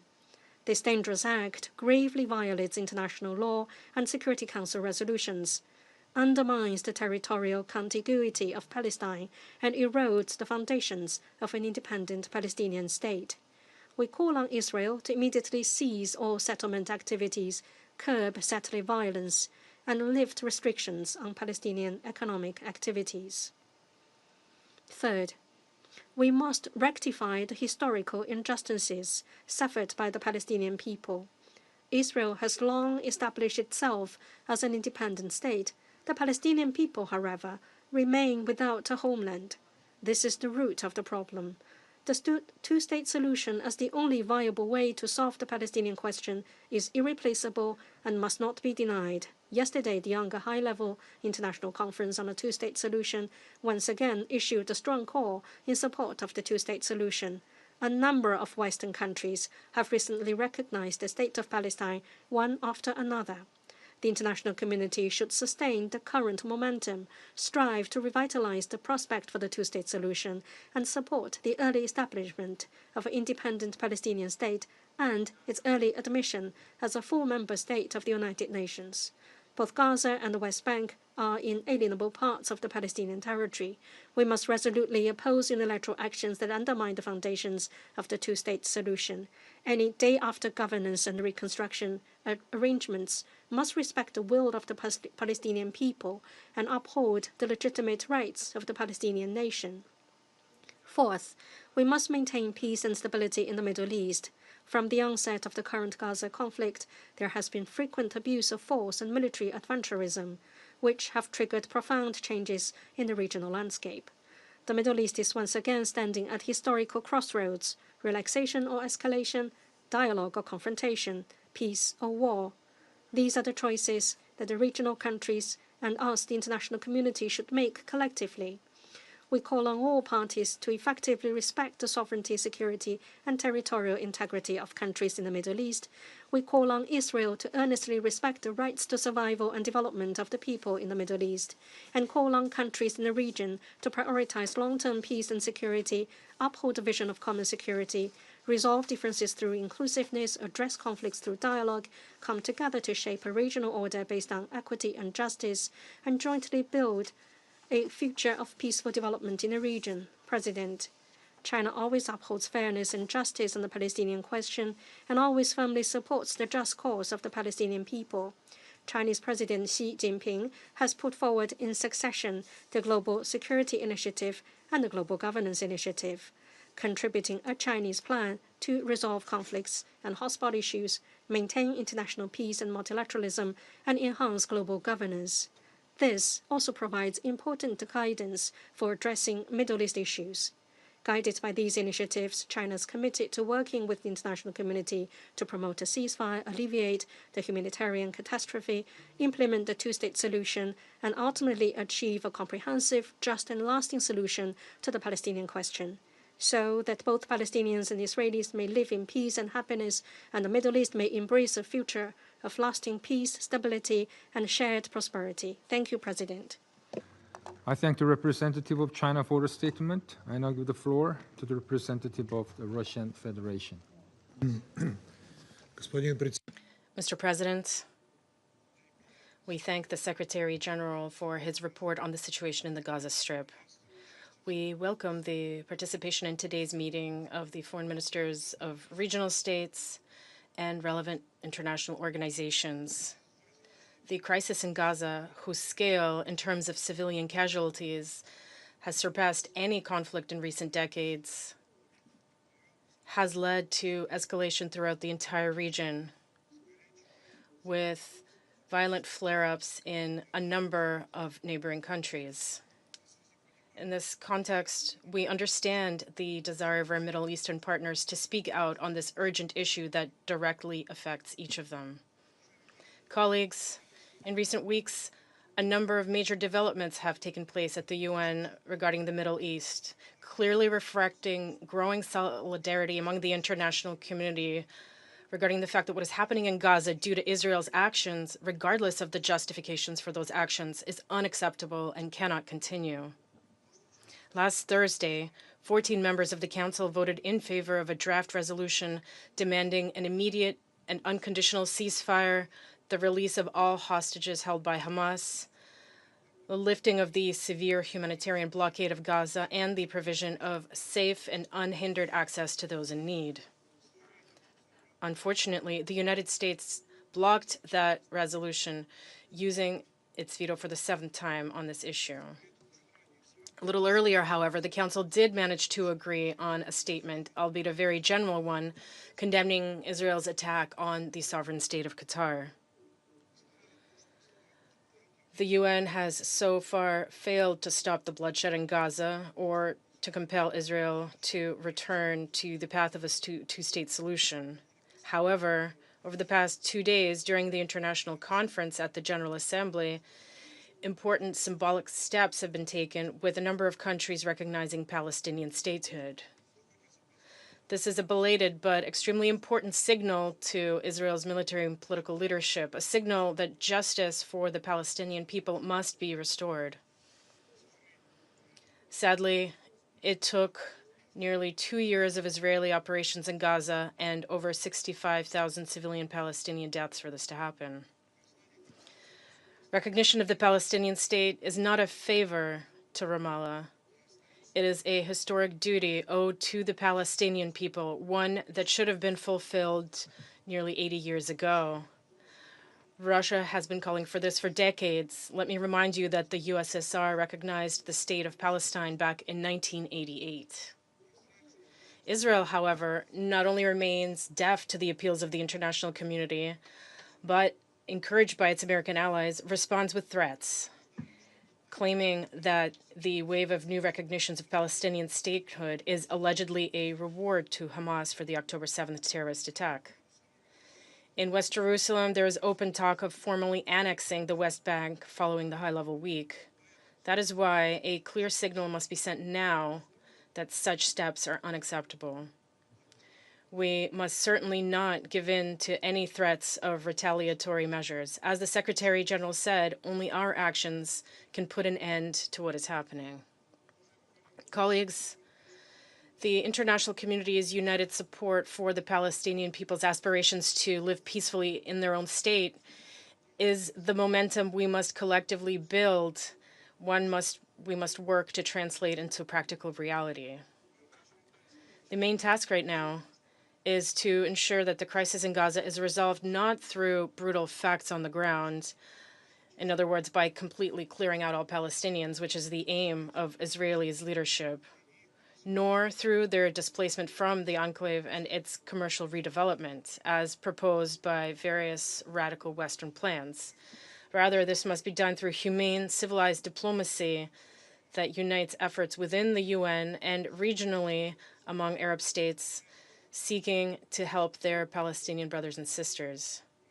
Palestinians are not the object of social experiments. They are a people with the same right to sovereign existence and development as our own nations. But diplomatic efforts of any kind will only succeed if Israeli authorities abandon their reliance on military solutions. They must recognize that this approach will bring nothing good for Israel itself, which simply cannot develop and live in security in the context of a military operation on all fronts. The second key element is for Washington to recognize all this as well and stop viewing UN fora and multilateral diplomacy as an enemy that supposedly obstructs American diplomacy on the ground. Unfortunately, what we currently see is the exact opposite. Both Israel and the United States continue to claim that West Jerusalem is acting humanely in its fight against terrorism. This is how official Israeli reports justify strikes on hospitals and schools, attacks on humanitarian convoys, and the deaths of women, children, and aid workers. Hate speech and propaganda bring ordinary Israeli soldiers to kill dozens of innocent Palestinian civilians daily, sincerely believing that this is all for the greater good of the Israeli state. In this way, for nearly 2 years, West Jerusalem has been systematically constructing and imposing a distorted narrative in which Palestinians are second-class people who can be exterminated, displaced, starved, and killed even directly at humanitarian aid distribution points. UN leadership, its humanitarian bodies, and even member states calling for a ceasefire and humanitarian access are unabashedly labeled by Israeli representatives as terrorist accomplices. This radical, distorted rhetoric, along with West Jerusalem's clear intent to continuously escalate the situation in the region, a situation that is already drawn in Lebanon, Syria, Iran, Yemen, and Qatar, undermines any progress towards a peaceful resolution of the Middle East crisis. The Israeli strike on Doha, one of the key mediators in negotiations, clearly demonstrated that Israel is not aiming for diplomacy, but rather for endless war, even at the cost of the remaining hostages who, with this war, are left with no chance of survival. it is also clear that Israel's strategic endgame is to take full control of all Palestinian territory, both Gaza and the West Bank. Annexation plans are discussed openly, not only without hesitation, but with pride and a sense of fulfilling a historic mission. And these are not just empty words. Gaza is being systematically cleared, carved up into so-called security zones that shrink by the day. The West Bank is being built up with new Israeli settlements, and fanatical settlers in the world's worst traditions of the colonialism of past centuries abuse the Palestinian population and drive them from their homelands as the authorities stand by and do nothing. An aggressive settlement policy is being actively implemented, one where Palestinians are at best relegated to the role of ghetto residents and at worst to exiles. Mr. President, this picture of horrifying injustice, violence, and trampling of human dignity unfolding in the occupied Palestinian territory is a call to action. This is what hundreds of thousands of people around the world are demanding from us in the street: an end to the senseless bloodshed in Gaza and the liberation of Palestine. This is also what Israeli hostages and their families are demanding as they protest in Tel Aviv, Jerusalem, and other cities, calling for a comprehensive deal to release prisoners and end the fighting. No one wants war, not ordinary Palestinians nor ordinary Israelis. This heartfelt plea was voiced by Israeli citizen Galit Dan, whose daughter and mother were killed on October 7th. She said, "I don't want revenge, I want hope in the name of those who have lost everything and those who can still be saved. Please stop the war." End of quote. Mr. President, we believe in the power of multilateral diplomacy. Although it has not always succeeded, over the 80 years of the UN's existence, it has been thanks to this diplomacy that the planet has avoided a third world war. We're confident that it can also help resolve the long-standing Middle East crisis. This requires the collective will of the international community, expressed not only in declarations from high rostrums, but in concrete actions. We strongly urge our American colleagues to cast aside their rigid positions and engage in the real efforts that the UN Security Council must undertake in accordance with its mandate to maintain international peace and security. This will only benefit your closest ally, whose security cannot be ensured by force alone. The fact that such an approach is a dead end has been proven by decades of the Israeli-Palestinian conflict. It is time to recognize that only a diplomatic settlement of the Palestinian issue based on the two-state solution can guarantee lasting peace in the Middle East, security for Israeli citizens, and the just aspirations of the Palestinian people for their own state. Otherwise, endless and senseless bloodshed will continue, claiming ever more civilian lives, sowing discord between new generations of Arabs and Israelis, and destroying any prospects that they might one day coexist peacefully and develop freely. This must not be allowed. We trust that other reasonable members of the international community share this view. We stand ready to work with them to finally make a peaceful and prosperous Middle East a reality. This is a historic responsibility of the UN, its Security Council, and each and every one of us. We urge that it be fulfilled. Thank you. I thank the representative of the Russian Federation for the statement. I now give the floor to the permanent observer of the State of Palestine.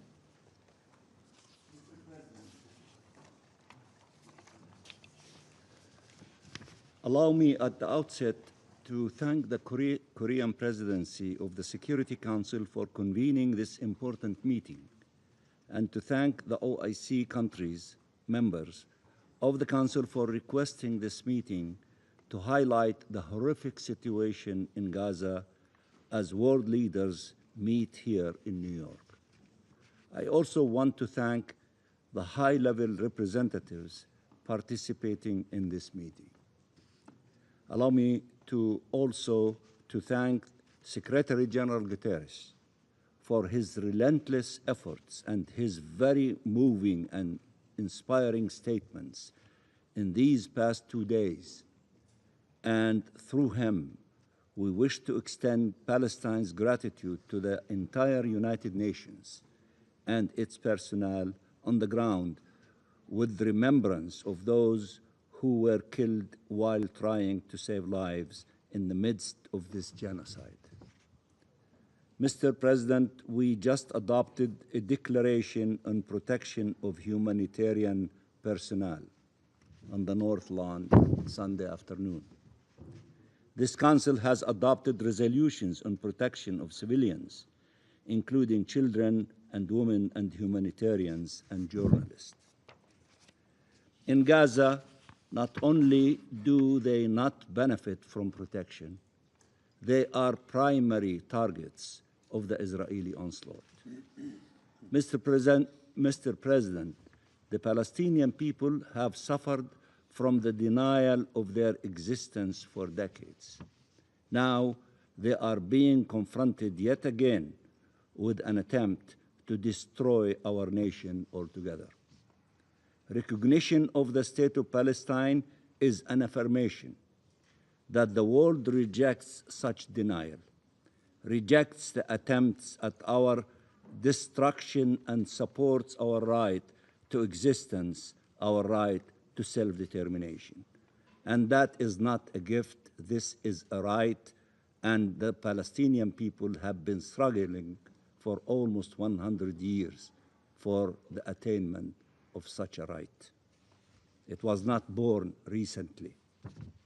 It is also a clear indication that the international community refuses to abandon the rule of international law and refuses to abandon the two-state solution, the only path to regional peace and security. This recognition is not taking place in a vacuum. It is an integral part of the international mobilization to end this horrific war and move towards peace.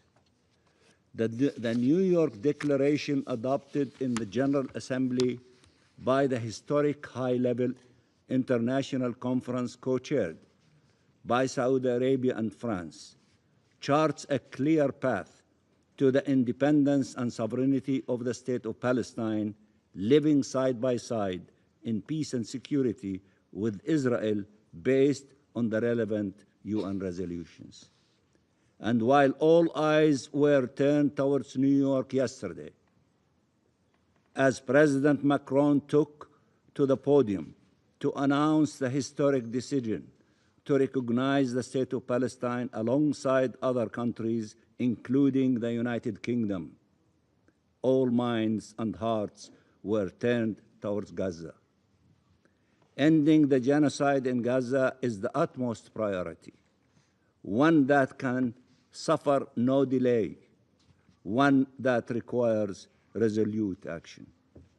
Only an immediate ceasefire can save lives, the lives of 2 million Palestinians, children, women, and men, the lives of 20 Israeli hostages. The slaughter must stop. The destruction must stop. The occupation-made famine must be brought to an end without delay. Israel must fully withdraw its forces, and the Palestinian people should have freedom and dignity. We support the mediation efforts by the U.S., Egypt, and Qatar, and condemn yet again the Israeli strike on the territory of Qatar, a key mediator, as it was convening a meeting to advance a ceasefire agreement and this never-ending regional escalation.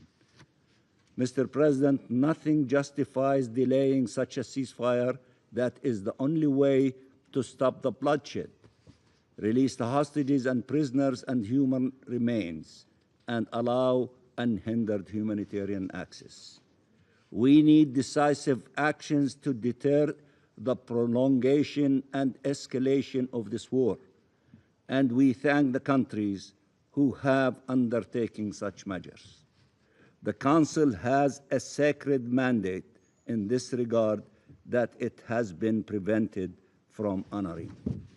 I thank Algeria and the E10 for relentless efforts and for putting forward last week a draft resolution to yet again pursue such an immediate and unconditional ceasefire, and I thank the 14 members of this Council who supported such a draft resolution that was blocked by a veto. Mr. President, the New York Declaration foresees the deployment of an international stabilization mission upon invitation by Palestine and mandated by the Security Council to protect the Palestinian people, uphold the ceasefire, support the Palestinian National Authority security forces, and provide security guarantees to all. This must be supported. The Gaza Strip must be reunified with the West Bank under the Palestinian Authority as reaffirmed repeatedly by this Council. We call for your support to our policy of one Palestinian state, one Palestinian government, one law, and one gun. The Arab OIC reconstruction plan must be implemented without delay. Our people urgently need recovery, need food, water, medicine, and care, need shelter, need healing. We are ready to work with the international community, with the United Nations, leading humanitarian efforts, including UNRWA, to make this happen. We are ready to work with the U.S. administration. Our president reiterated that yesterday in the General Assembly, and I will not react to the falsification of our record by the new PR, the new ambassador of the United States. We will work with this administration, with Saudi Arabia and regional actors, France and international partners, and the members of this Council to advance these goals for peace. Mr. President, Palestinians are not lesser beings. We are entitled to life and liberty and dignity. The horrors inflicted by Israel upon our people in Gaza can have no justification. Colonization and occupation have no justification. We are not condemned to live under perpetual occupation, nor are Palestinians and Israelis are condemned to perpetual war. We are committed to peace in words and deeds, and we will honor our obligations. But Israel must also be made to respect its obligations. It is not only one-way street.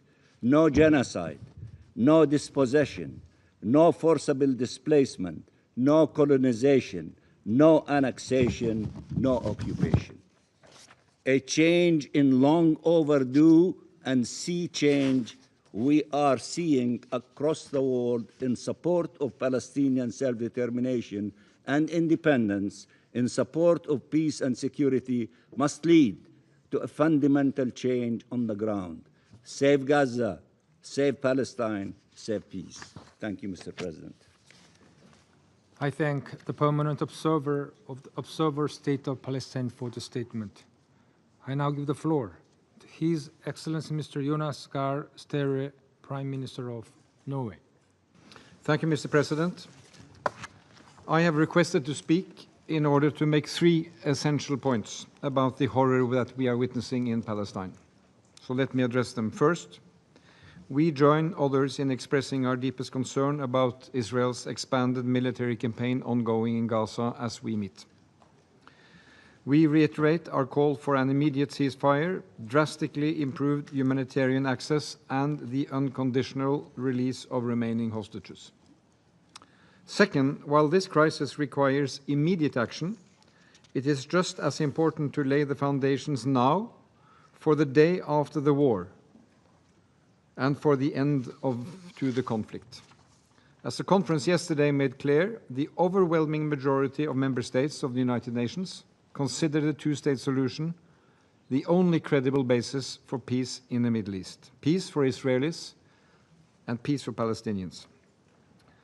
Mr. President, my capital city, Oslo, is in many ways synonymous with those efforts thanks to the Oslo Accords that created the Palestinian Authority back in 1993. Ever since, my country has worked towards one goal: peace, security, and dignity for the Palestinians and the Israelis, living side by side in two sovereign states, enjoying the rights and obligations that follow from the Charter of the United Nations. Norway recognized the State of Palestine in May last year. That was a hand to those on both sides who seek peaceful solution. And I need to say on behalf of those who recognized Palestine yesterday, doing so is turning the back on terror. It is turning the back on Hamas.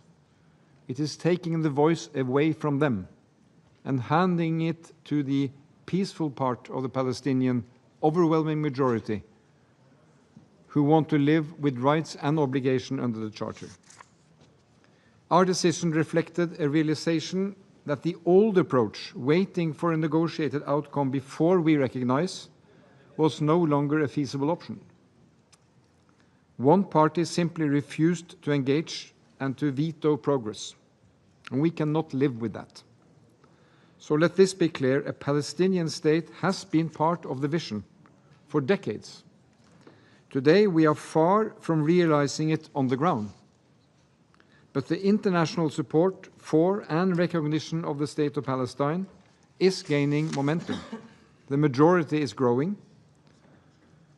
And I commend France and Saudi Arabia for arranging the historic session in the General Assembly yesterday. This week, 2 additional permanent members of the Security Council declared it is time. Which brings me to my third point, Mr. President.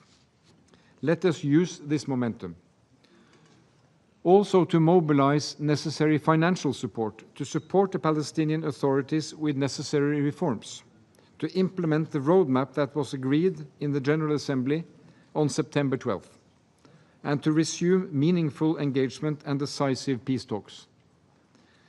Norway will host, as we do every year, a ministerial meeting of the International Donor Group for Palestine, the AHLC, in New York this week. As stated by Prime Minister Mustafa, the severe lack of funds represents an existential and immediate threat to Palestine state building. Together with a broad group of countries, we are working to raise emergency funding for that Palestinian government. We encourage all member states to contribute. And we continue to call on Israel to release tax revenues owed to Palestine. This is Palestinian value creation being held and kept away, and that has to end. There will be no state of Palestine or a body to govern Gaza the day after the war ends without a functioning, reformed, and legitimate Palestinian authority. That is critical for peace and security in the region, including for Israel, Mr. President. I thank you. I thank His Excellency Mr. Stere for the statement. I now give the floor to His Highness Sheikh Sabah Al-Khaled Al-Hamad Al-Mubarak Al-Sabah, the Crown Prince of the State of Kuwait. Thank you, Mr. President. In the name of God, the merciful, the compassionate, I have the honor to deliver this statement on behalf of the GCC member states, which are the Kingdom of Saudi Arabia, the United Arab Emirates, the Kingdom of Bahrain, the Sultanate of Oman, the State of Qatar, and my country, the State of Kuwait.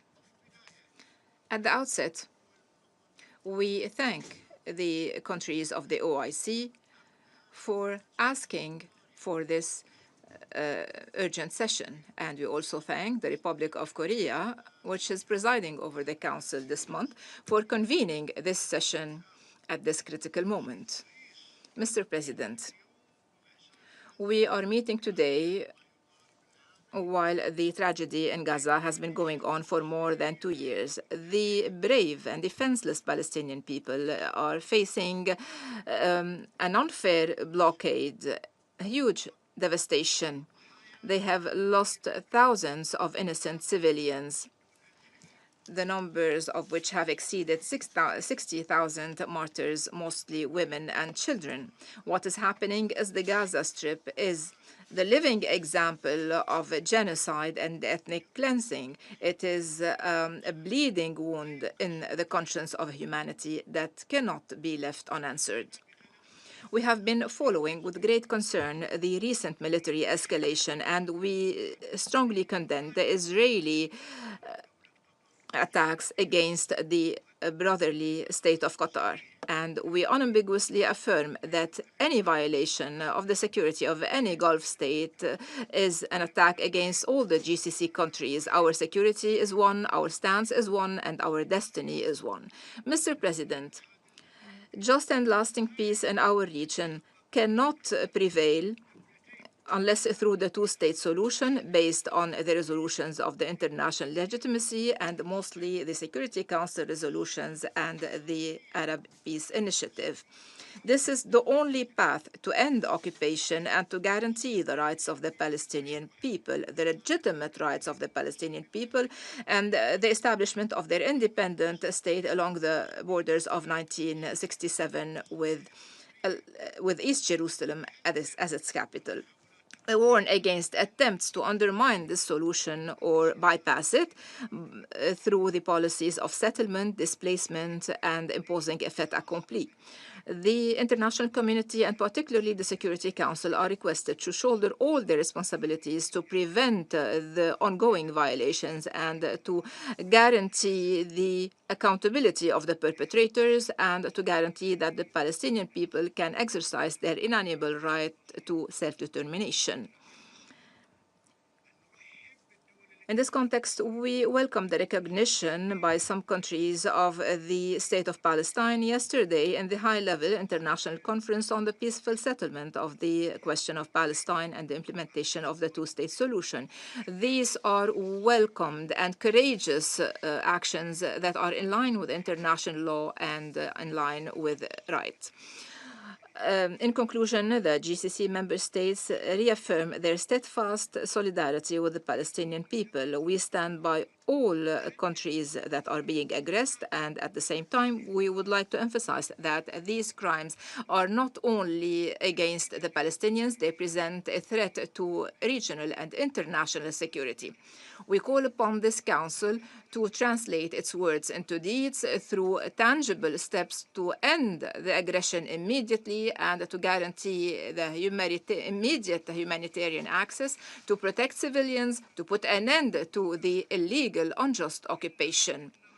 Otherwise, we will never know security and stability. Our utmost goal today and every day is peace.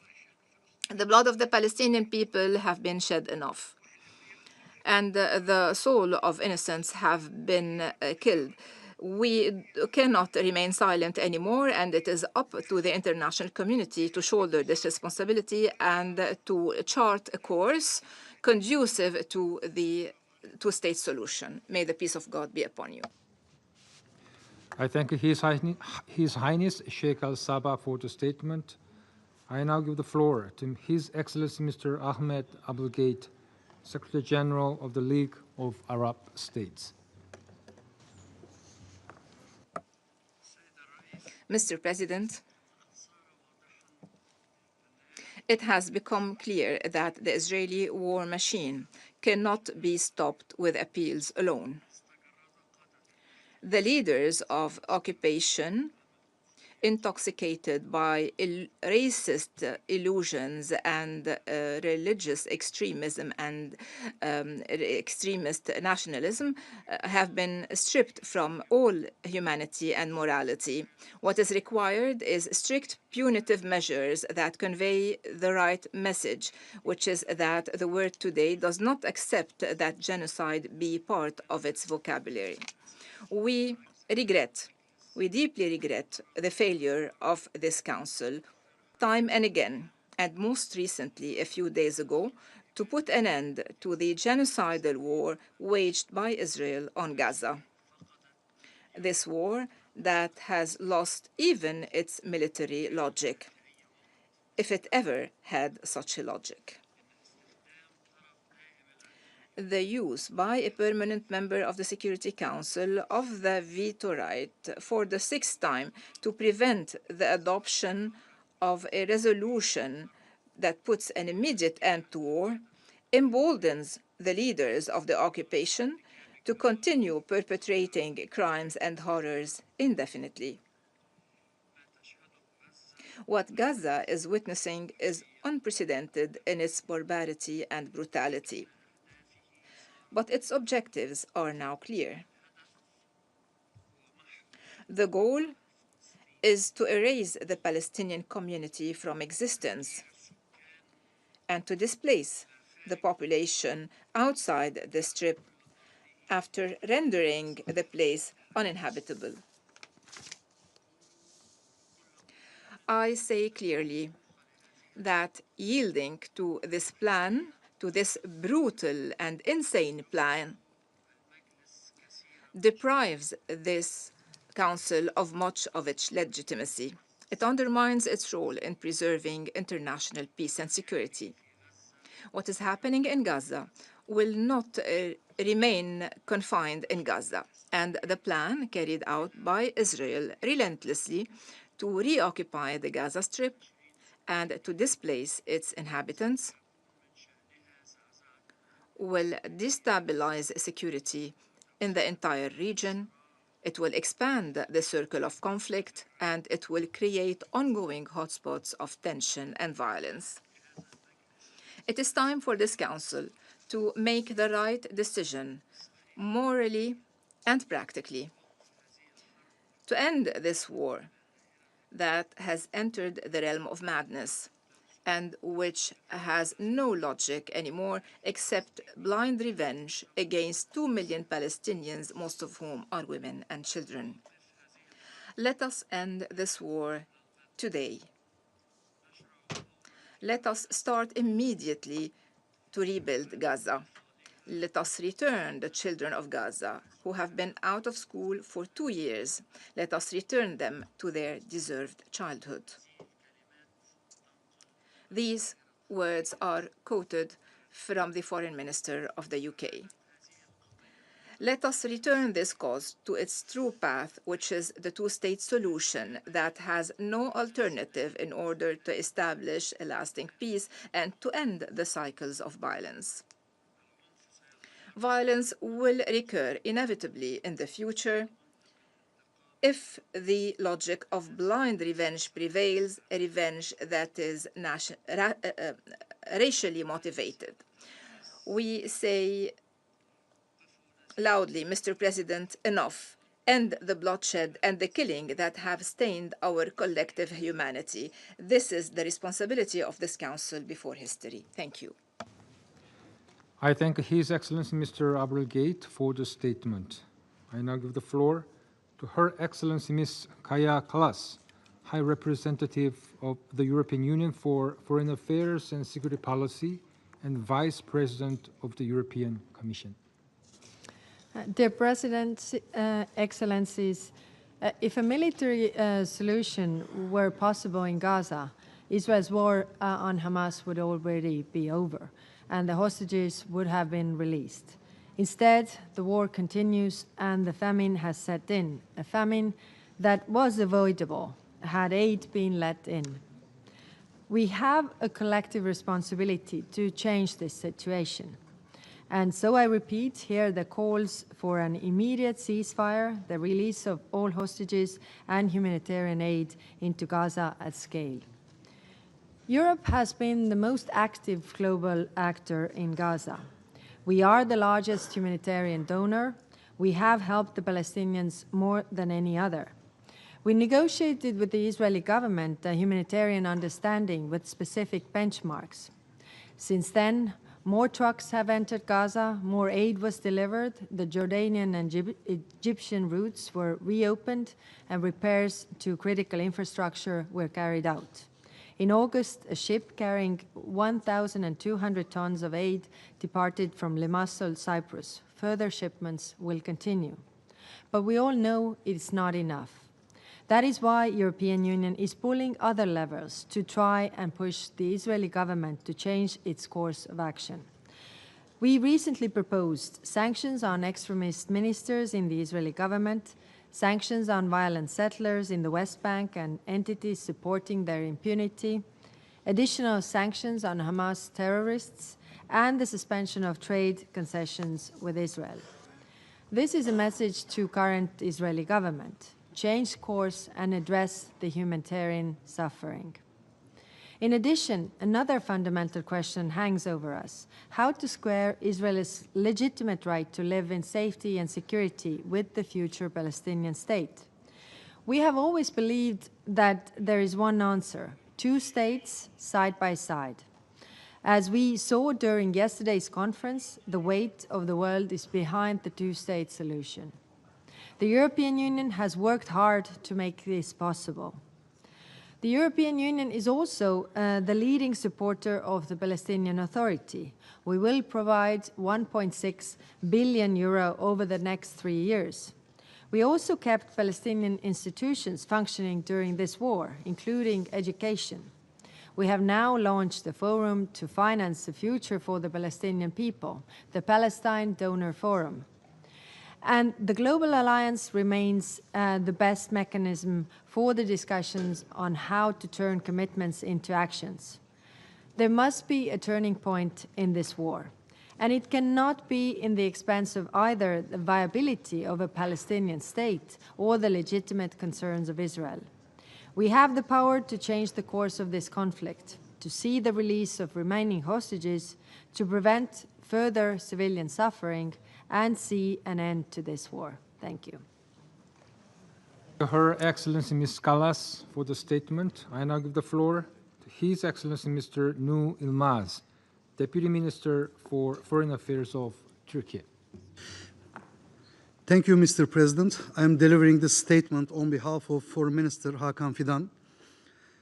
Mr. President, I have the honor to deliver this statement on behalf of the member states belonging to the Organization of Islamic Cooperation in my capacity as the chair of the group.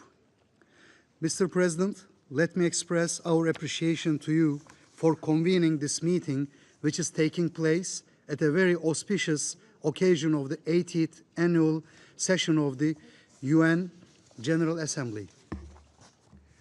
There is no doubt that the unprecedented crisis and the catastrophic humanitarian situation in the Gaza Strip and the rest of the occupied Palestinian territory, including Al-Quds al-Sharif, has further deteriorated with the continued Israeli onslaught against Palestinian people.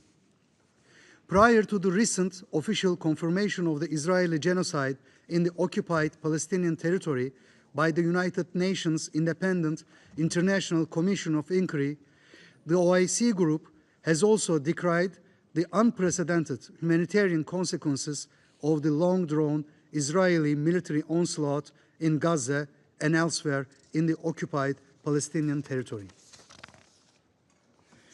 It has also invited the attention of this hallowed council to the dangerous escalation of the war crimes and crimes against humanity perpetrated by the Israeli occupying power against the Palestinian people through the systematic targeting of civilians and civilian infrastructure, including the siege on, disruption of, and attack on food supply chains, water and medical facilities, among others. We note that the actions of the Israeli occupying power amount to ethnic cleansing, illegal blockade, the use of starvation as a weapon of war, and colonial settlement and apartheid policies, acts of settler colonialism and terrorism. Land confiscation and home demolition, including attacks on Islamic and Christian holy sites, are acts of genocide and crimes against humanity and constitute a grave violation of the historic status quo at the holy sites of Jerusalem.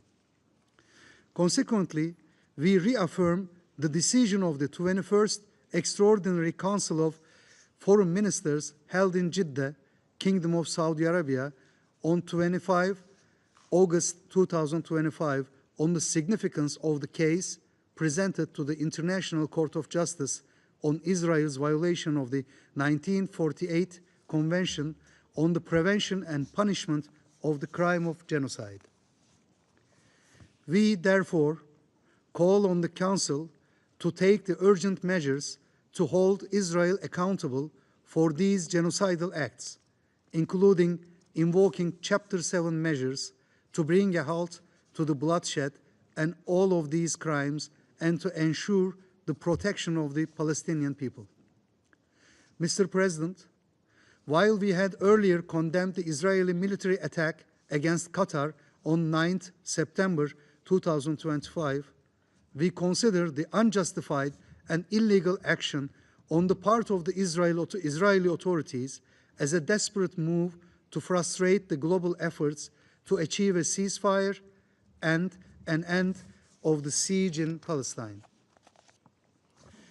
We commend the declaration by Qatar on the continuation of its mediation efforts, along with Egypt, towards securing a permanent, immediate, and unconditional ceasefire and an end to the war in Gaza. Consequently, we support the urgent implementation of the Arab OIC reconstruction plan to allow for early recovery and reconstruction in the Gaza Strip, while rejecting forced displacement and ensuring that the Palestinian people remain in their land, and we encourage all member states to participate actively in the international conference in Cairo aimed at mobilizing political and financial support for the plan. In the same vein, we commend member states of the United Nations and the citizenry of the world for their overwhelming support for the legitimate cause of the Palestinian people, for their inalienable rights, including to return to self-determination, to the independence of the State of Palestine, and the implementation of the two-state solution. To this end, we hail the recent adoption of the New York Declaration on the peaceful settlement of the question of Palestine and the implementation of the two-state solution through an overwhelming vote at the General Assembly on 12 September 2025, and commend actions by many states towards the recognition of the State of Palestine and bringing an end to this illegal occupation and ensuring the realization of the inalienable rights of the Palestinian people and the achievement of a just and lasting solution. We reiterate that the time has come for the Council to assume its duties for the maintenance of international peace and security, including by approving the admission of the State of Palestine as a full-fledged member of the United Nations.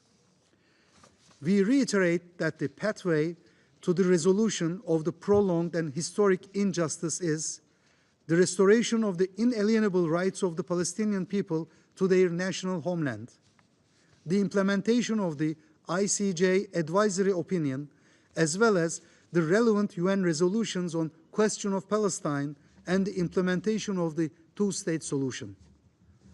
That is the key to peace and security in the Middle East and in our world. I thank you all.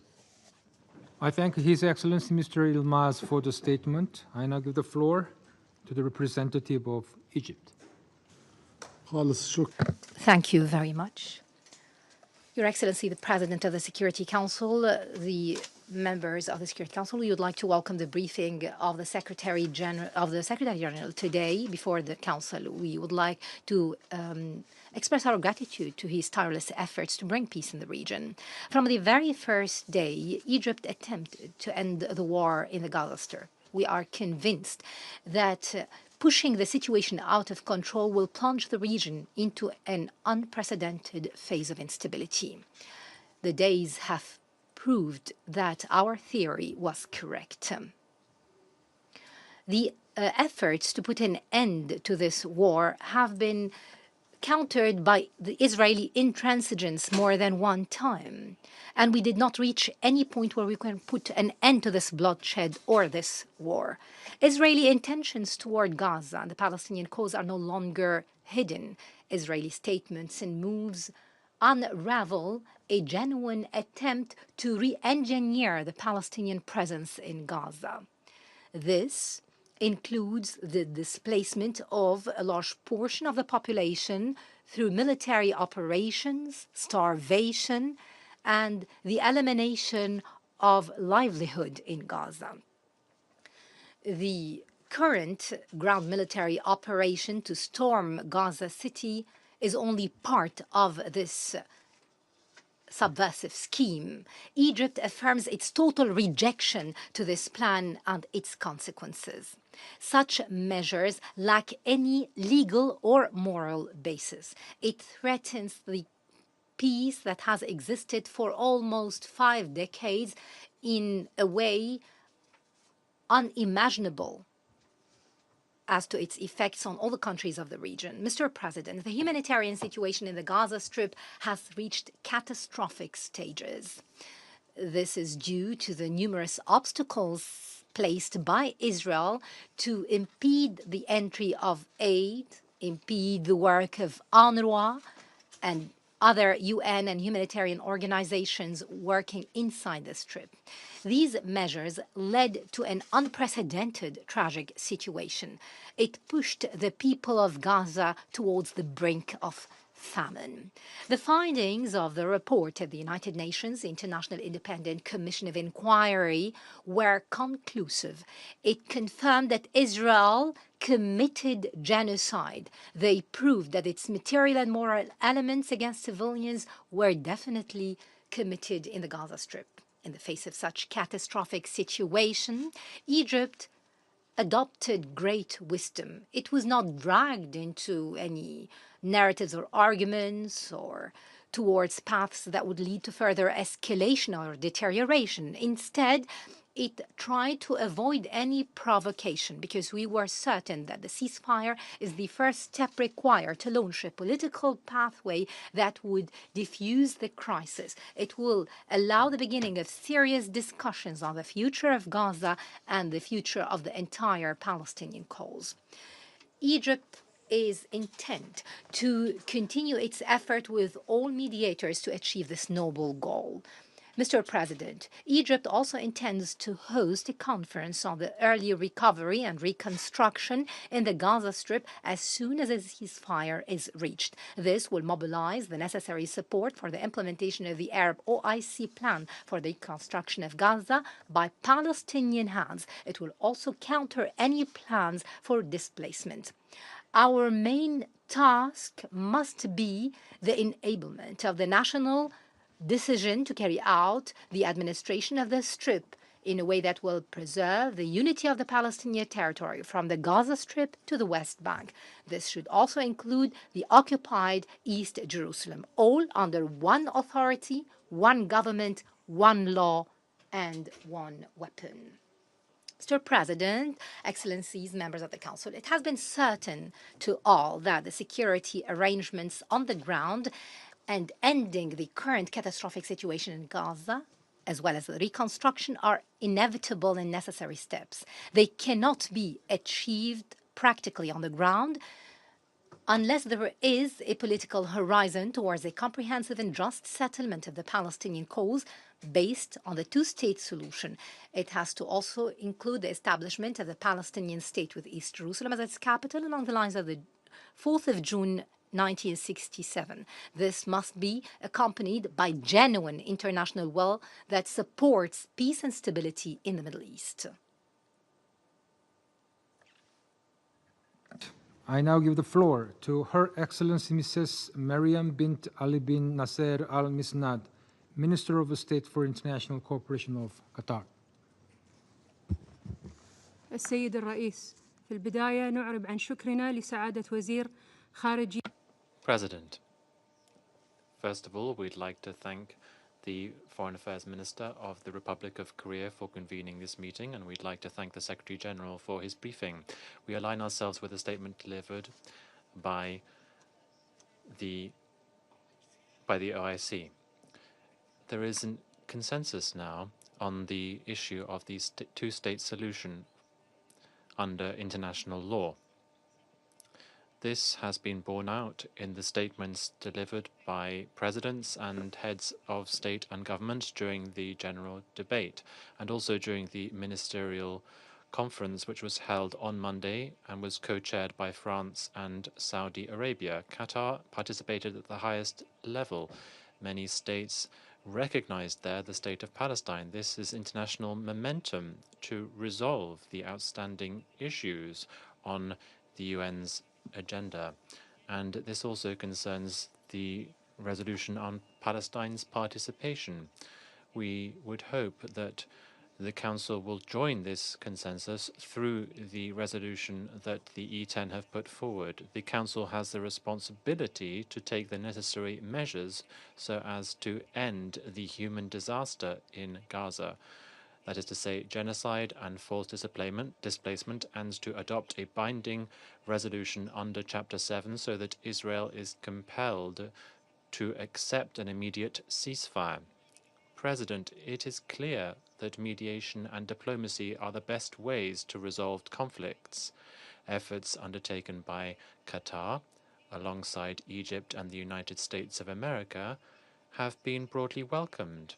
The Council, in its resolution, has declared the importance of these efforts. However, these efforts have been thwarted by Israel's attack on a residential zone in Doha in Qatar, where civilians lived, civilians and expatriates. During this attack, a member of our domestic security forces, aged 22, was killed, and several other people were injured in this attack. This is a blatant violation of our sovereignty and also international humanitarian law and the UN Charter. This is a direct attack on international law as a way of resolving conflicts. Mediators need to be protected. This is not a political issue. This is a basic principle to uphold security. International solidarity with Qatar has been clear. There has been a communication issued by the Security Council, but also from the Doha Ministerial Conference, which said that this attack has undermined efforts to achieve peace. Israel is violating IHL in Palestinian territories, and systematically. Starvation has been used as a weapon. Hospitals and schools have also been targeted. There is also the threat to illegally annex the West Bank. There are also attacks on places of worship. These are all major violations of international law and a threat to the two-state solution. In addition, we are seeing further measures taken by Israel in Syria and Lebanon. This undermines security and is in danger of escalating the conflict. It is therefore this Council's responsibility to maintain peace and security, because peace will only be achieved in the Middle East if the Arab Peace Initiative is respected, as well as the relevant resolutions of this Council. We call on the international community, notably this Council, to shoulder this responsibility, this ethical responsibility, and take measures to put an end to Israel's occupation, to fully recognize Palestine within the pre-1967 borders, with East Jerusalem as its capital. All mechanisms need to be used to achieve an immediate ceasefire in Gaza, and also to ensure the delivery of humanitarian aid, to lift the blockade and to protect all mediators. We also need to do our utmost to ensure the two-state solution is preserved. Thank you. I thank Her Excellency Mrs. R. Misnad for the statement. I now give the floor to the representative of Saudi Arabia. Bismillah ar-Rahman. In the name of God, the merciful, the compassionate, Mr. President, Your Excellencies, members of the Council, ladies and gentlemen, may the peace and blessings of God be upon you. The Gaza Strip is suffering from a catastrophic situation that is deteriorating day by day on all levels due to an unprecedented military escalation and an absence of any effective political horizon. This led to a collapse of all the elements of life and security. The continued onslaught and the siege imposed for years made the Strip a central hot spot that is a threat to the stability of the entire region. It's a real danger to peace and security in the region and the world. The repeated aggressions and Israeli violations that run counter to the principles of international law and the UN Charter and the most basic international norms was solely the result of the lack of accountability and the prevalence of impunity and the failure of the Security Council and the international community to deter the aggressor and stop their violations. This has reached a dangerous turn that portends to erase the national sovereignty. It threatens the credibility of this organization and the basics of international legitimacy. It undermines diplomatic and negotiated solutions. It is a real danger to the security of the region and the world. Mr. President, ladies and gentlemen, we have clarified the dangerous situation in Gaza before your august council and the repercussions of the aggressive approach of the Israeli authorities in the Middle East. They are continuing to expand this regional conflict over the past years. They are pushing the countries of the region to the brink of a dark path that is surrounded by absurdity, hatred, and wars at the expense of peace and security and coexistence among their peoples. And we are still witnessing the repercussions of the lack of any firm measures to deter the Israeli violations, how they are trampling on the principles of laws and norms governing the international community, their continued unilateral expansion of such measures unabated. Is it acceptable that they target the territory of the sisterly country of Qatar, violating its sovereignty as they are undertaking coercive effort to mediate to end the war? What we have been seeing time and again is the intransigence of the Israeli party to block the path to find a peaceful solution, to put an end to the bloodshed, to the suffering of the civilians. They only want the region to continue witnessing this continued escalation and the scourge of war. Before this truth, we reiterate our calls that this council must shoulder its responsibilities for which it was established. We have to invoke the international deterrent measures of accountability against this Israeli behavior to maintain regional and international peace and security and ensure the credibility of this international regime and its legitimacy. The serious and immediate international move is a necessity that cannot be delayed. We have to put an end to this aggression and this siege. We have to pave the way for comprehensive and just peace. This will come through the implementation of the two-state solution and the establishment of an independent Palestinian state along the lines of 1967 with East Jerusalem as its capital. Thank you, Mr. President. Peace and blessings of God be upon you. I thank the representative of Saudi Arabia for the statement. The representative of the United States has asked for the floor to make a further statement. I give them the floor. Mr. President, I must take the floor to respond to my Palestinian colleagues' comments. As Ambassador Waltz noted, the Palestinian Authority has failed to meet its own Oslo commitments to renounce terrorism and violence and to resolve issues through direct negotiations with Israel. These are not falsehoods, but facts. We call on the Palestinian Authority to halt its pushes for the unilateral recognition of statehood. Instead, they must focus on actions that will not empower Hamas, but rather create a better future for the people of Palestine. We reiterate again that all hostages, living and deceased, must be released immediately. Thank you. Representative of the United States. There are no more names inscribed on the list of the speakers. The meeting is adjourned.